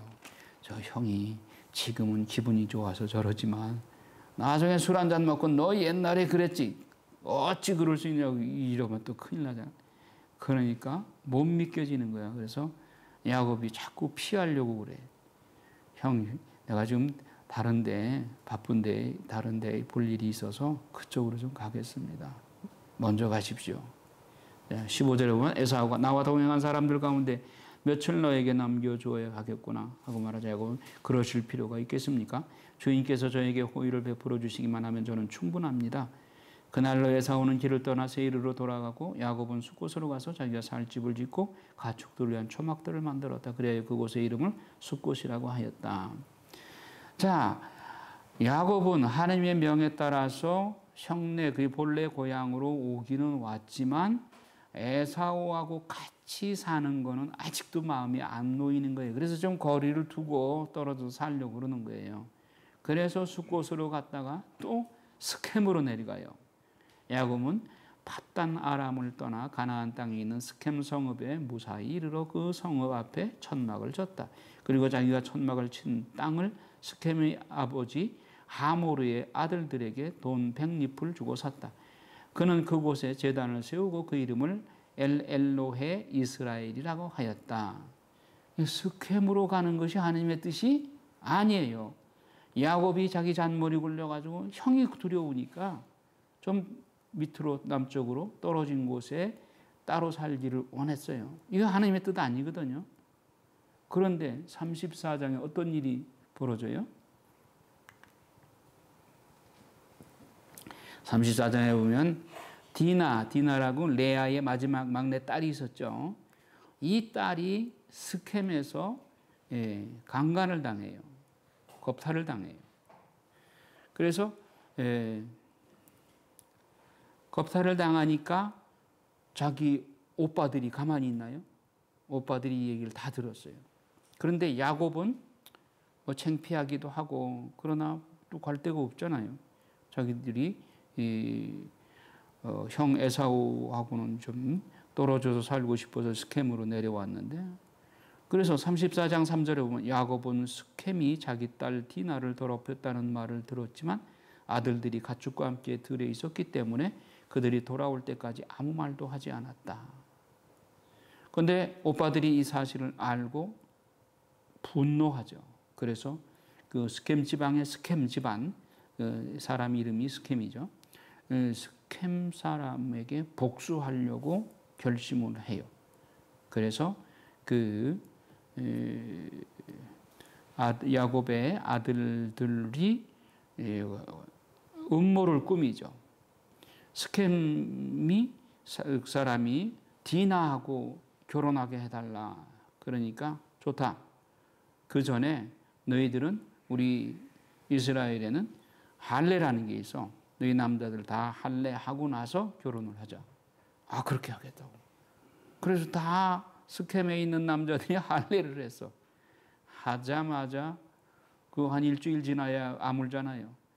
하자마자 그냥 이 디나의 오빠들이 칼을 들고 가서 다 죽여버린 거예요. 스켐 사람 남자들을.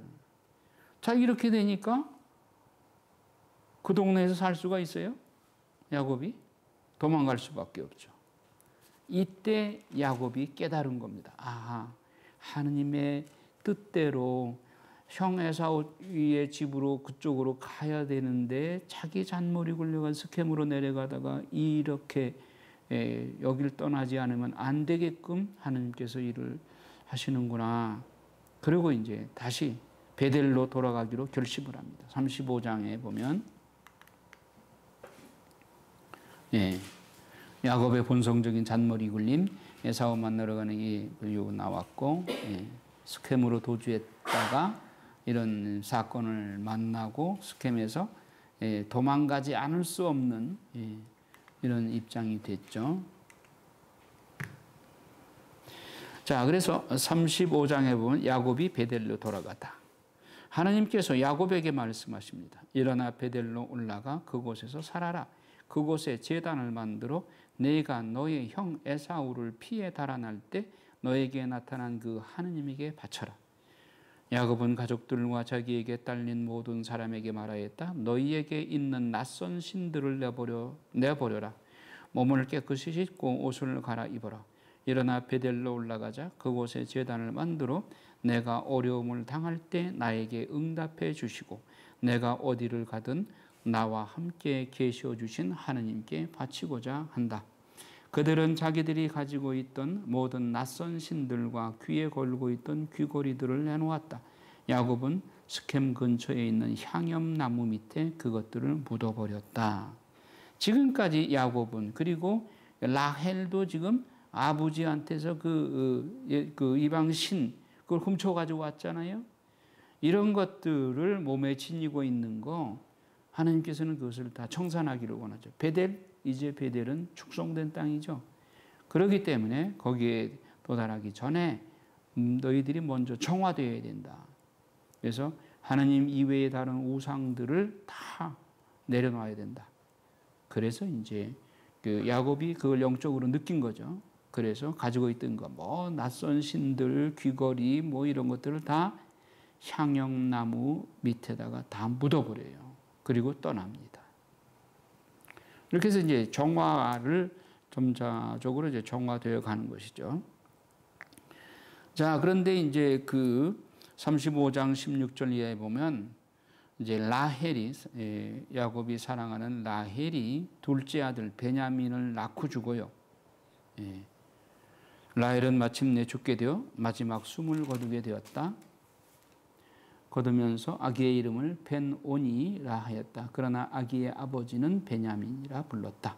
라헬은 이렇게 죽어 에프라타 곧 베들레헴으로 가는 길가에 묻혔다. 야곱은 라헬의 무덤에 비석을 세웠다. 그것이 오늘날까지도 서 있는 라헬의 묘비이다.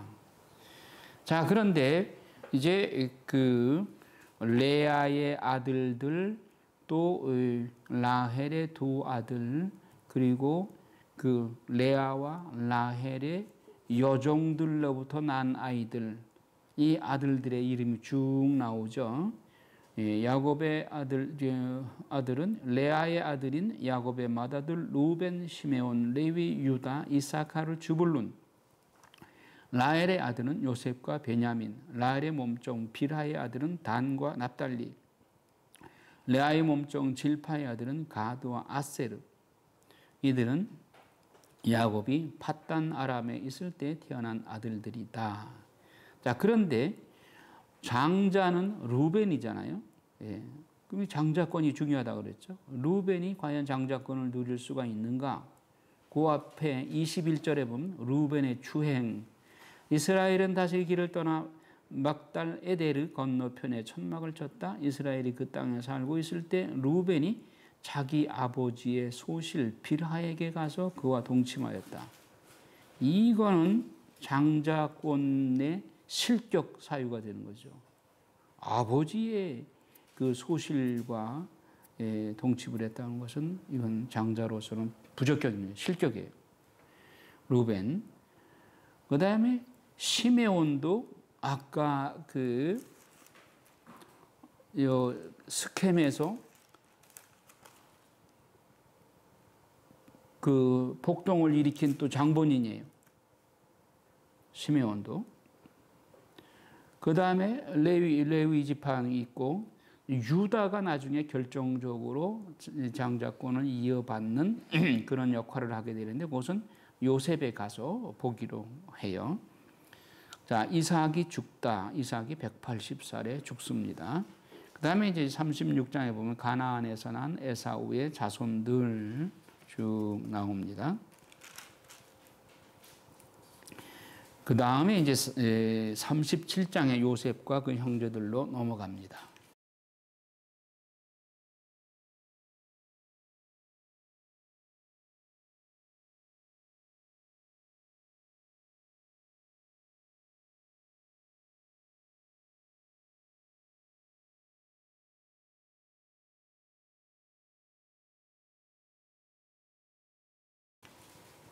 (37장) 자, 하나님은 야곱이 총애하는 라헬의 아들 요셉으로 하여금 사송조의 역사를 마무리하며 파란만장한 우여곡절 끝에 이집트 제상의 지위에 오르도록 섭리하시고 자신을 박해했던 형제들의 가솔 70명을 이집트 고센으로 이주하도록 이끄시어 430년 후 이스라엘 민족을 형성하는 둥지를 마련하게 하여 출애굽과 약속의 땅 가나안 복지에 들어가는 하느님의 계획과 약속을 실현하신다. 이게 이제 서론격으로 요셉에 관한 이야기를 이제 시작하는 겁니다. 자, 37장. 자, 창세기가 50장까지 있죠. 50장까지 중에서 요셉에 관한 내용이 37장부터 50장까지예요. 14개 장을 요셉에게 하려 했어요. 많은 양이죠. 요셉 한 사람에게. 그러면 요셉의 행적이 중요해서 아니면 안 중요해서 중요하기 때문에 요셉에 관해서 이렇게 많은 양을 할애한 겁니다. 자, 31장 1절에 보면 야곱은 자기 아버지가 나그네 살이하던 땅 곧 가나안 땅에 자리를 잡았다. 야곱의 역사는 이러하다. 17살 난 요셉은 형들과 함께 양을 치는 목자였는데 아버지의 아내인 빌하의 아들들과 질파의 아들들을 도와주는 신부님꾼이었다. 요셉은 그들에 대한 나쁜 이야기들을 아버지에게 일러 바치곤 하였다. 자, 여러분 요셉의 입장에서 한번 생각을 해보세요. 요셉의 형들이 모두 다 배다른 형들이죠. 예, 레아의 아들들, 그리고 레아의 몸종의 아들들, 라헬의 몸종의 아들들, 다 형들이잖아요. 예. 그 10명이에요, 10명. 그런데 야곱이 요셉만 그렇게 또 귀여워해요. 요셉만. 그래서 여기 보면 3절에 보면 이스라엘은 요셉을 늙음하게 얻었으므로 그 야곱입니다. 예, 야곱은 요셉을 늙음하게 얻었으므로 다른 어느 아들보다도 그를 더 사랑하였다. 그래서 그에게 긴 저고리, 이 긴 저고리는 공동 번역에는 색동옷, 색동옷은 장자에게 입히는 옷이에요. 그러니 그 막내둥이한테 막내 이제 베냐민 내놓고 요셉에게 이런 색동옷을 입히는 것을 형들이 볼 때 눈의 가시처럼 보겠죠. 그리고 시기 질투하겠죠. 예. 그런데 아버지가 이 요셉을 아주 대놓고 사랑을 하는 거예요. 그 형들의 질투의 대상이 되는 거죠. 그의 형들은 아버지가 어느 형제보다 그를 더 사랑하는 것을 보고 그를 미워하여 그에게 정답게 말을 건넬 수가 없었다. 예, 이렇게 질투를 받을 만한 그런 행동도 나쁜 이야기를 아버지에게 일러 바쳤다고 그랬죠. 형들의 잘못들을 나쁘게 말하면 고자질하는 거예요. 아버지한테 가서. 그러니 형들이 그 이야기를 듣고 저 녀석이 우리 이 비밀 이야기를 다 아버지한테 고자질한다고 그러니까 더 미워하죠. 그리고 아버지가 또 이 아이만 사랑하니까 더 미워하고. 그런데다가 또 요셉이 꿈쟁이야. 꿈을 꾸는데 형들이 시기 질투하는 꿈만 얘기를 해요. 자, 한 번은 요셉이 꿈을 꾸고 그것을 형들에게 말한 적이 있는데 그 때문에 형들은 그를 더 미워하게 되었다. 요셉이 그들에게 말하였다. 내가 꾼 이 꿈 이야기를 들어보세요. 우리가 밭 한가운데에서 곡식단을 묻고 있었어요.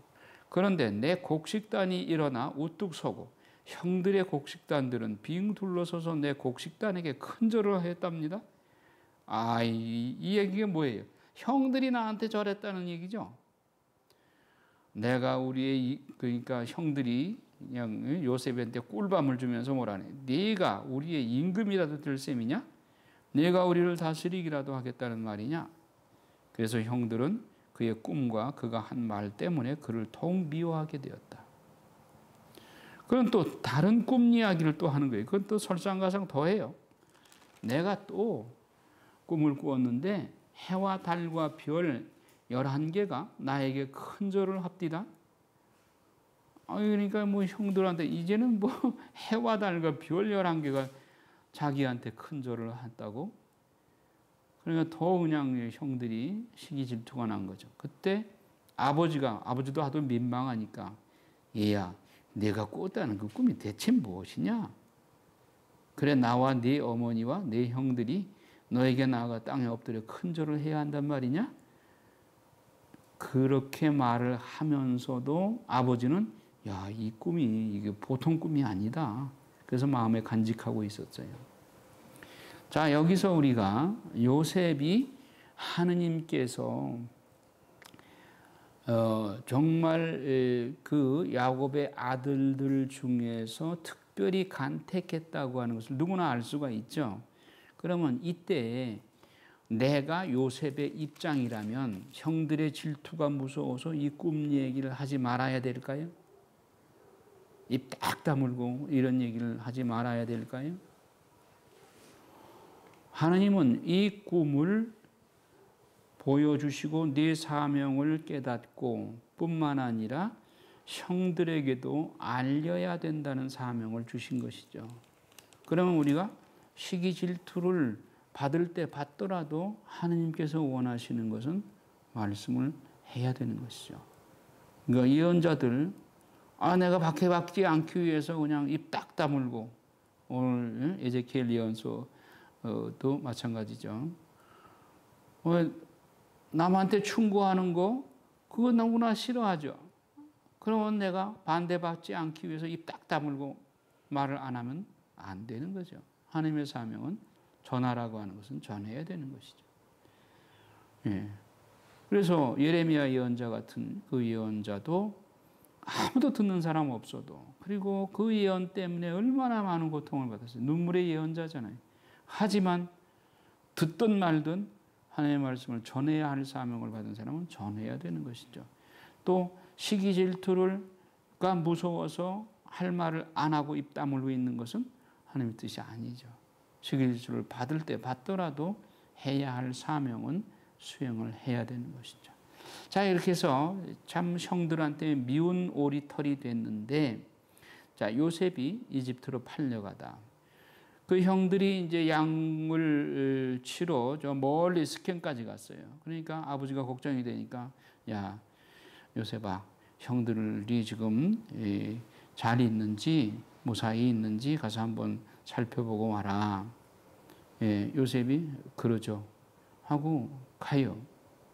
근데 뭐 보통 거리가 아니에요. 굉장히 먼 거리인데 갔어요. 갔는데 없어. 그래서 동네 사람들한테 우리 그 여기 양치기 소년들 못 봤습니까? 저 도단이라는 데로 가서 그건 또 한참을 가야 돼요. 그래 거기까지 가는 거예요. 요셉이 형들이 자기를 그렇게 미워하고 질투하고 하는데 스캔까지만 갔다가 없어요. 어디로 다른 데로 갔어요 하고 돌아와서 아버지한테 그렇게 얘기해도 아버지도 뭐 더 이상 말을 안 할 텐데 또 고지식하게 도단까지 또 간 거예요. 갔는데 형들이 저 멀리서 요셉을 발견을 하고, 야, 여기는 우리 아버지한테서 멀리 떠나왔으니까 쥐두새도 모르게 오늘 그냥 없애버리자. 그렇게 작당 모의를 하고,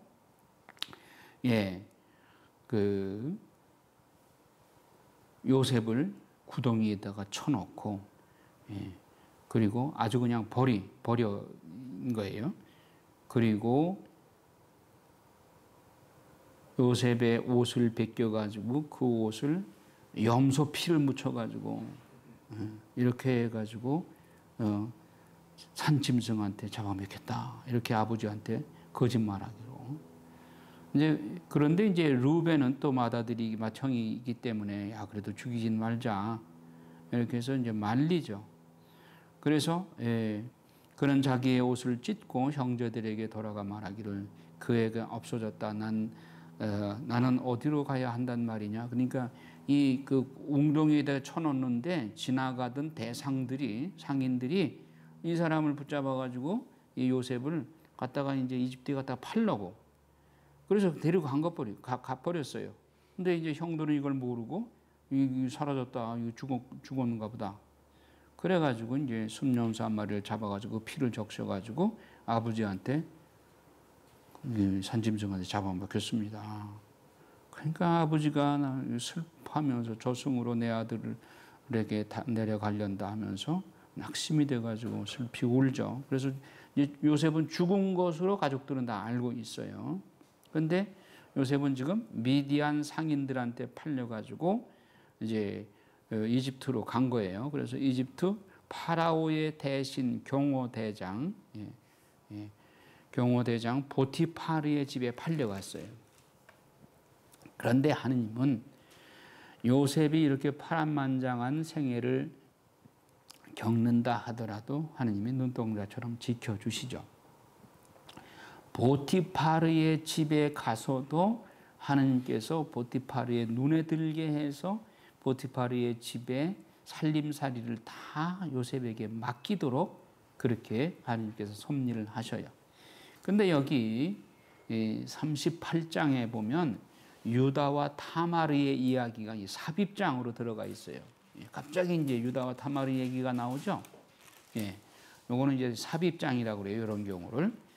자, 유다가 자기 가나안 사람의 딸을 만나 아내로 삼고 그와 한 자리에 들어서 그 아들을 낳았는데 그 이름을 아들의 이름을 에르라고 하고 그 다음에 둘째 아들을 오난이라고 하고 셋째 아들을 셀라라고 해요. 셀라를 낳을 때 유다는 그 집에 있었다. 유다는 맏아들 에르에게 아내를 얻어주었는데 그 이름은 타마르였다. 예. 에르의 그러니까 며느리가 맏아들의 큰 며느리가 타마르예요. 그런데 이제 유다에는 자식이 없이 아들이 죽게 되면 그 다음 아들이 대를 이어서 상속을 해주도록 형수와 살도록 아들을 낳아주도록 그렇게 그런 법이 있어요. 그런데 에르가 죽고 그 다음에 오난이 대를 이어서 낳아줘야 타마르에게서 아들을 낳아줘야 되는데 오난이 그런 생각이 없어요. 그래서 하나님께서 벌을 내려서 오난도 죽죠. 이렇게 되니까 막내 아들이 남았는데 이 유다의 마음에는 이 막내 아들마저 죽으면 안 되지. 그래서 며느리 타마르한테 친정에 가서 좀 지내고 있어라. 그렇게 보냈어요. 내 아들 셀라가 클 때까지 너는 친정에 돌아가 과부로 살고 있어라. 그는 이 아이도 제 형처럼 죽어서는 안 되겠다 해서 그렇게 보낸 거예요. 그러나 타마르가 그 친정에 가서 자기가 이제 그것이 소방 맞은 거나 다름없이 이렇게 자식도 없이 이렇게 되면 너무 처량하잖아요. 그런데 자기 시아버지가 그 동네를 지나간다는 걸 알고 신전 창녀의 복장을 하고 이 유다를 유혹을 해서 그 사이에 자식을 나중에 낳게 되죠. 그런데 이제 그 자식을 낳게 되면서 그 며느리 타마르가 24절에 보면 석 달쯤 지난 후에 유다는 그대의 며느리 타마르가 창녀 노릇을 했다네. 더군다나 장녀질을 하다 임신까지 했다네 하는 말을 전해 들었어요. 유다가 명령을 하기를 그를 끌어내어 화형에 처하여라. 자기 며느리가 그렇게 장녀질을 했다고 그러니까. 그래서 끌려 나온 타마르가 저는 이 물건 임자의 아이를 배웠습니다. 그러니까 유다가 그 타마르에게 가서 맡겨놓은 담보물 그거를 내준 거예요. 인장과 줄과 지팡이가 누구 것인지 살펴보십시오. 유다가 보니까 자기 거거든요. 그 애가 나보다 더 옳다. 내가 그 애를 내 아들 셀라에게 아내로 주지 않았기 때문이다. 유다는 그 뒤 다시는 그를 가까이 하지 않았다. 그래서 이 며느리 유다와 며느리 타마르 사이에서 낳은 아들들이 족보에 오르는 거예요. 그래서 그 아들들 이름이 페레츠와 제라예요. 이거는 마테오복음에 보면 예수님의 족보에 페레츠와 제라가 나와요. 그러니까 예수님의 우대 족보에 이런 사람도 들어가 있어요. 그러니까 유다의 족보가 반드시 그렇게 고상하고 거룩한 이름만 들어가 있는 게 아니니까 그러면 예수님은 뭐냐? 죄인들을 구하러 오신 분이시지 모든 거룩한 사람들만 구하러 오신 것이 아니라는 것을 드러내는 거죠. 이게 삽입장으로 38장이 들어가 있어요. 이제 39장은 아까 요셉이 보티파르의 집에 종으로 팔려갔다고 그랬죠. 그 이야기가 이제 계속되는 겁니다. 그런데 보티파르의 집에 보티파르의 아내가 이게 또 요물이에요. 요셉이 아주 멋진 사나이고 아주 젠틀한 사람이니까 보티파르의 아내가 음욕을 품고 유혹을 하는 거예요. 자꾸. 그래서 아무도 없을 때 요셉에게 자꾸 유혹을 하니까 요셉은 아주 그런 데 대해서는 깨끗한 사람이죠. 그러니 요셉은 거절을 하죠. 그러다가 이제 요셉이 그냥 옷을 붙잡고 막 그렇게 하니까 요셉이 그 옷을 벗어 던지고 도망을 가버렸어요. 그런데 이 여자가 앙심을 품고 이 옷의 주인이 나를 겁탈하려고 했다고 자기 남편한테 고자질을 하니까 남편은 또 그 말을 듣고 요셉을 감옥에 가두어 버려요. 아니 하느님이 요셉을 지켜주신다면서 이렇게 억울한 일을 당하게 하시는가. 우리는 그렇게 생각할 수 있죠. 그런데 39장 21절에 보면 그러나 주님께서는 요셉과 함께 계시면서 그에게 자애를 베푸시어 전옥의 눈에 들게 해주셨다. 감옥에 갇혔는데 하느님이 그를 눈동자처럼 지켜주시고 감옥의 간수 전옥의 눈에 들게 했대. 감옥에서도 요셉이 또 으뜸 역할을 하는 거예요. 그래서 전옥은 감옥에 있는 모든 죄수를 요셉의 손에 맡기고 그곳에서 하는 모든 일을 요셉이 처리하게 하셨다. 자, 이렇게 해서 감옥에 갇혀 있는데 감옥에 갇혀 있는 사람들 중에 별의별 사람이 다 있는 거예요. 하나는 파라오의 헌작 시종장이 있고 제빵 시종장이 있고 이제 그 사람들도 감옥에 갇혀 들어왔는데 요셉하고 서로 이제 신세 타령하면서 앉아 있다가 어느 날 두 사람이 꿈을 꾼 거예요. 그 꿈 얘기를 하니까 요셉은 또 꿈의 박사잖아요. 그 꿈풀이를 해준 거예요. 사흘 만에 헌작 지종장은 다시 복귀가 될 것이고 제빵 지종장은 처단당할 것이다. 그대로 됐어요. 그래서 헌작 지종장이 다시 풀려서 파라오에게로 가는 것을 보고 요셉이 내가 이렇게 억울하게 여기 들어와 있다. 그러니까 나를 위해서 파라오한테 좀 진정을 좀 해달라. 그래서 이제 그렇게 약속을 하고 갔어요. 그런데 이 파라오의 헌작 지종장은 파라오한테 가가지고 그걸 까맣게 잊어버린 거예요. 2년 동안 요셉은 감옥에서 이제나 저제나 언제나 풀려나올까 하고 기다리지만 2년 동안 아무 소식이 없어요. 자, 그러니까 41장에 이제 파라오가 드디어 꿈을 꾸게 됩니다. 파라오가 꿈을 꾸는 게 이게 이제 진짜예요. 하느님께서 이제 역사를 하시는 거예요. 파라오가 꿈을 꾸는데 잘생기고 잘 살진 암소 7마리가 나일강에서 올라와서 갈대밭에서 풀을 뜯고 있어요. 또 그 뒤를 이어서 또 다른 못생기고 야윈 암소 7마리가 나일강에서 올라와 강가에 있는 그 암소들 곁으로 다가섰어요.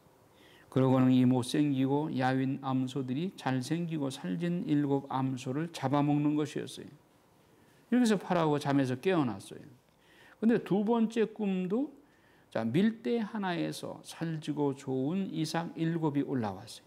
그 뒤를 이어서 야위고 쇳바람에 바짝 마른 이삭 7이 솟아났는데 이 야윈 이삭들이 살지고 여문 7 이삭을 삼켜버리는 것이었어요. 파라오가 잠에서 깨어나왔어요. 도대체 이게 무슨 뜻일까?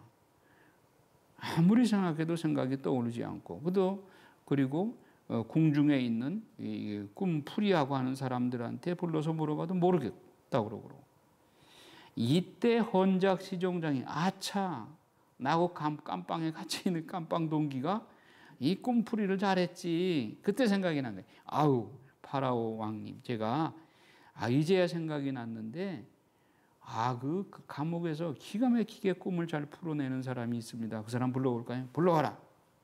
그래서 감옥에 갇혀있던 덥수룩하고 수염이 나고 막 이렇게 한 요셉을 불러왔어요. 그래서 금방 면도를 시키고 옷을 갈아입히고 해서 바로 파라오가 요셉에게 말합니다. 내가 꿈을 하나 꾸었는데 그것을 풀이할 자가 하나도 없다. 그런데 너는 꿈 이야기를 듣기만 하면 그것을 풀이를 잘한다고 했지. 그러니까 요셉이 파라오에게 대답하기를 저는 할 수 없습니다만 하느님께서 파라오께 상서로운 대답을 주실 것입니다. 내가 하는 것이 아니라 하느님께서 하시는 겁니다. 그래서 파라오가 자기 꿈 얘기를 쭉 했어요. 그랬더니 요셉이 하느님께 기도하고 꿈풀이를 합니다. 좋은 암소 7마리는 7회를 뜻합니다. 좋은 이삭 7도 7회를 뜻합니다. 그러므로 그 꿈은 한 가지입니다. 그 뒤를 이어서 올라온 마르고 흉한 암소 7마리도 7회를 뜻하는데 속이 비고 쇳바람에 바싹 마른 이삭도 그러합니다. 이것들은 기근이들 7회를 말합니다. 그래서 하나님께서 앞으로 당신께서 하고자 하시는 바를 파라오께 보여주시는 것이라고 제가 파라오께 아랜 바가 바로 이것입니다. 앞으로 오게 될 7회 동안 이집트 온 땅에는 대풍이 들 것입니다. 그러나 그 뒤를 이어서 7회 동안 기근이 들겠습니다. 그러면 이집트 땅에서는 전에 들었던 그 모든 대풍이 잊혀지고 기근이 이 땅을 고갈시켜 버릴 것입니다. 이렇듯 뒤따라오는 기근이 하도 심하여 이 땅에 대풍이 든 적이 있었다는 것을 아는 이조차 없을 것입니다. 파라오께서 같은 꿈을 2번이나 되풀이하여 꾸신 것은 하느님께서 이 일을 이미 결정하셨고 지체 없이 그대로 실행하시리라는 것을 뜻합니다. 그러니 이제 파라오께서 슬기롭고 지혜로운 사람 하나를 가려내시어 이집트 땅을 그의 손 아래에 두시는 것이 좋겠습니다.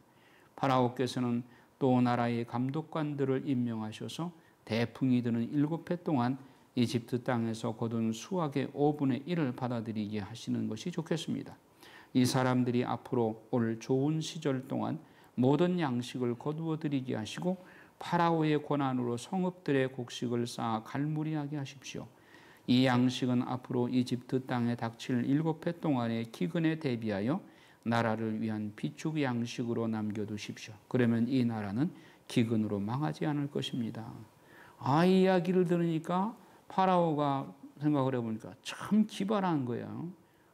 좀 그러면 당신한테 이 일을 맡기고 싶다. 그러니까 네가 이 이집트의 모든 재산을 다 관리해라. 나는 그저 이름뿐인 임금이고 네가 모든 살림살이를 다 해라. 이제 내가 이집트 온 땅을 그대 손에 맡기오.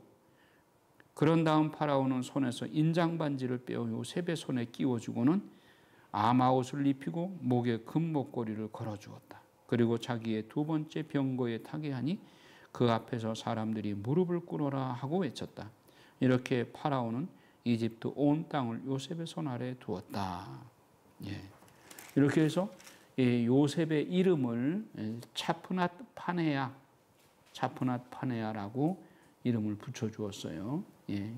이 말은 거의 메시아 수준이라는 메시아 수준의 이름이에요. 차프낫 파네아. 이렇게 해서 이제 그 꿈대로 이 7년 동안 대풍이 들어서 풍성한 곡식을 곳간에 쌓아두고 그 다음에 흉년이 들었을 때 7년 동안 그때 그 양식을 풀게 된 것이죠. 이렇게 되니까 이집트가 전 세계의 곡창이 된 거예요. 그래서 흉년이 시작되니까 여기저기서 양식이 없어가지고 양식 사러 이집트 파라오한테 달려오는 거예요. 그 중에 한 사람들이 누구냐면 요셉의 형들이 거기도 흉년이 들었으니까 양식을 사러 이집트에 온 거죠. 여기서 요셉이 형들을 만나게 되는 것이죠. 이게 이제 42장부터 나오는데 이 이야기는 여러분들이 다 아셔요. 그래서 형들이 요셉에게 와서 요셉과 화해하게 되는 과정, 이게 길게 나오죠. 42장, 43장, 44장, 45장. 그래서 45장쯤에 보면 형들이 요셉에게 와서 요셉은 형들을 알아보지만 형들은 요셉을 전혀 몰라보죠. 이미 죽었다고 생각했고, 그리고 요셉이 이미 재상의 옷을 입고 재상의 근엄한 모습을 하고 있으니까 설마 동생이라고 생각하거든요. 그러나 형들은 꾀지지하게 옛날 모습 그대로 왔으니까 요셉은 금방 알아봤죠. 그래서 요셉에게서는 자기 친동생 베냐민이 더 보고 싶었죠. 그래서 베냐민을 인질로 데리고 오라고 이렇게 하는데, 또 베냐민은 야곱이 가장 사랑하는 라헬의 두 아들 요셉과 베냐민인데, 요셉이 마저 죽으면 죽었다고 생각을 했으니까 가지고 야곱은 절대로 안 된다. 그런데 여기에 용감하게 베냐민 대신 내가 생명을 내놓고 내가 대신 인질로 잡히겠다 자청한 사람이 유다예요. 유다.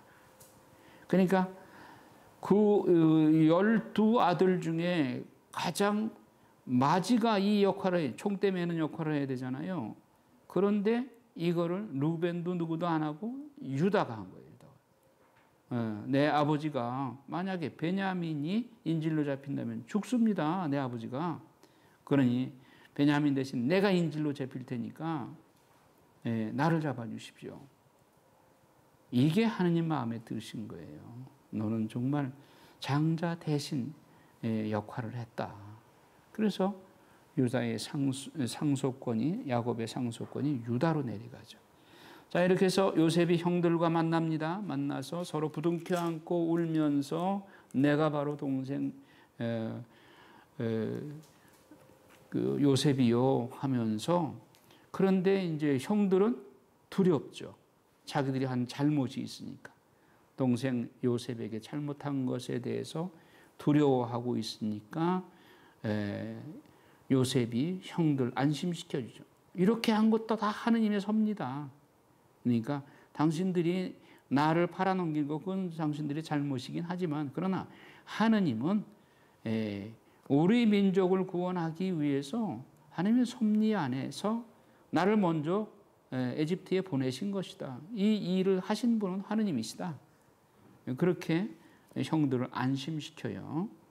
그리고 이제 파라오가 워낙 요셉을 잘 봤기 때문에, 야, 너희 아버지 살아있다며 아버지도 모시고 와. 그래서 야곱이 늙음하게 이제 아들들을 따라서 요셉에게 갑니다. 그리고 파라오에게 인사를 하죠.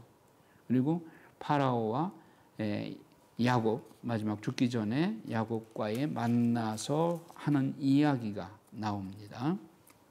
그래서 47장 9절에 보면 야곱이 파라오에게 말해요.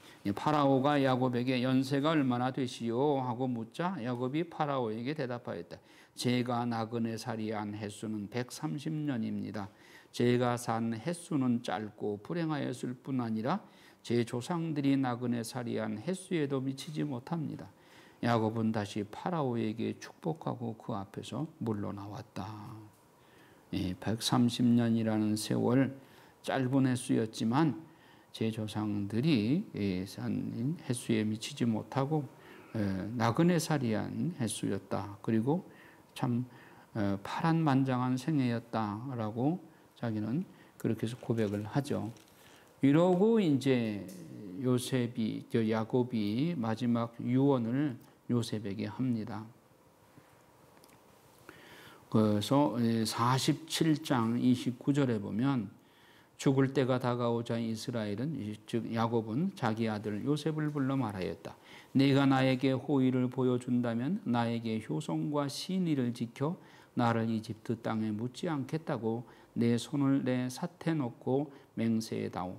내가 조상들과 함께 잠들게 되거든 나를 이집트에서 옮겨 그분들의 무덤에 묻어다오. 요셉이 제가 꼭 아버지 말씀대로 하겠습니다 하고 대답하자 이스라엘이 그러면 나에게 맹세하여라 하고 말하였다. 요셉이 맹세하니 이스라엘이 침상 머리맡에 엎드려 경배하였다.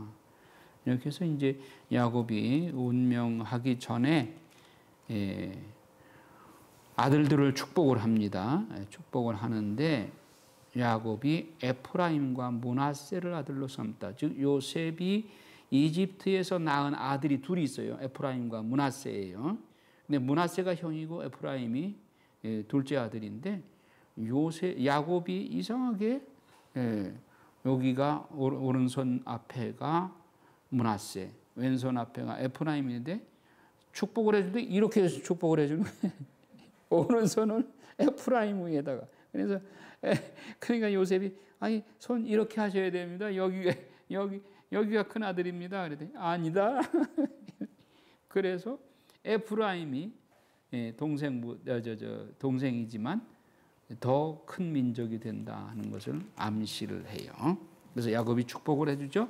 12아들을 다 축복을 합니다. 그래서 그 두 요셉의 아들을 할아버지가 아들로 달라고 그래요. 그래서 에프라임과 므낫세를 손자지만은 아들로 선택을 해서 12지파를 그렇게 만듭니다. 자, 루벤 지파, 시므온, 레위, 유다 지파. 자, 유다 지파한테 축복하신 내용을 한번 봐요. 8절. 너 유다야, 네 형제들이 너를 찬양하리라. 내 손은 원수들의 목을 잡고 네 아버지의 아들들이 네 앞에 엎드리리라. 유다는 어린 사자, 내 아들아, 너는 네가 잡은 짐승을 먹고 컸다. 유다가 사자처럼 암사자처럼 웅크려 엎드리니 누가 감히 그를 건드리랴? 유다에게 조공을 바치고 민족들이 그에게 순종할 때까지 왕홀이 유다에게서 지휘봉이 그의 다리 사이에서 떠나지 않으리라. 예. 지휘봉이 그의 다리 사이에서 떠나지 않으리라. 왕홀이 유다에게서 떠나지 않으리라. 이거 왕권, 유다에게서 메시아 왕권이 나온다는 거죠. 네, 유다에서. 그래서 예수님의 족보에 보면 유다 계통이죠. 자, 그리고 이제 요셉을 축복하시는데 22절에 보면 요셉은 열매 많은 나무, 샘가에 심긴 열매 많은 나무, 그 가지가 담장 너머로 뻗어간다. 궁수들이 그를 어지럽히고 그에게 활을 쏘며 덤벼들었어도 그의 활은 든든히 버티고 그의 손과 팔은 날쌔었다.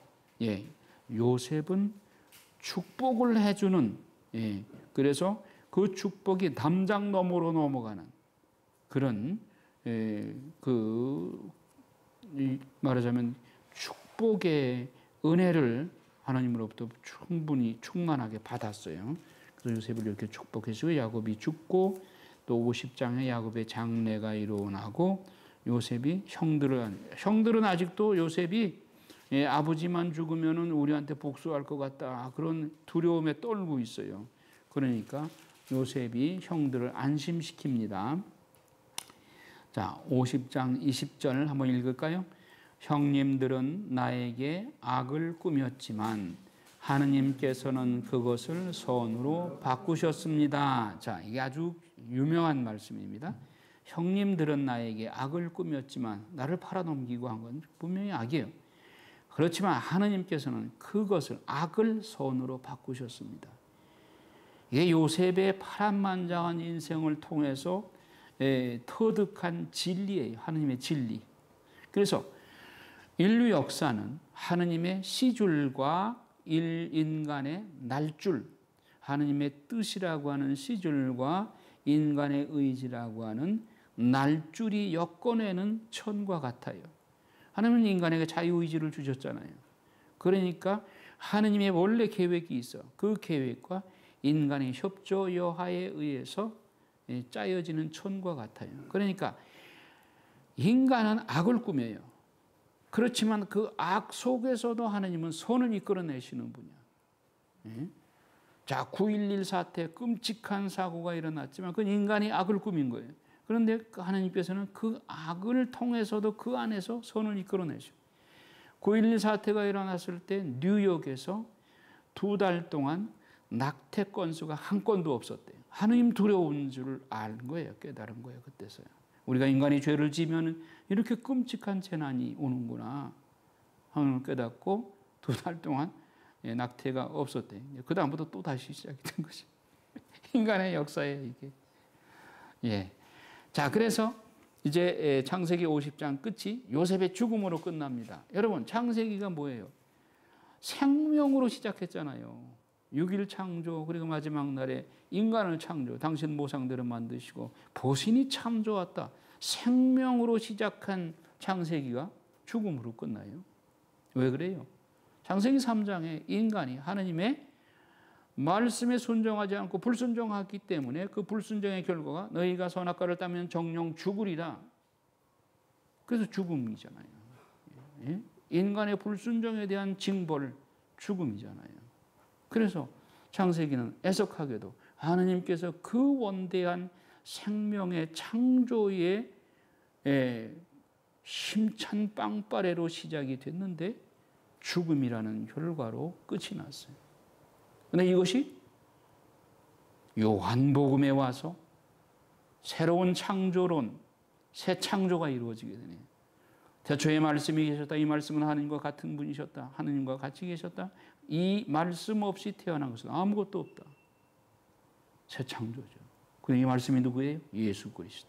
예수 그리스도가 오셔서 첫 창조가 인간의 불순종으로 인해서 실패된 것을 그리스도가 오심으로써 말씀이 사람이 되오셔서 새 창조가 이루어지셔서 이것은 구원으로 완성되게 되는 것이다. 창세기와 요한복음이 이렇게 맞종하는 첫 창조와 새 창조, 이렇게 신약과 구약이 조응되는 것입니다. 영광이 성부와 성자와 성령께 영원히 아멘. 성부와 성자. 이 2시간을 해버렸네.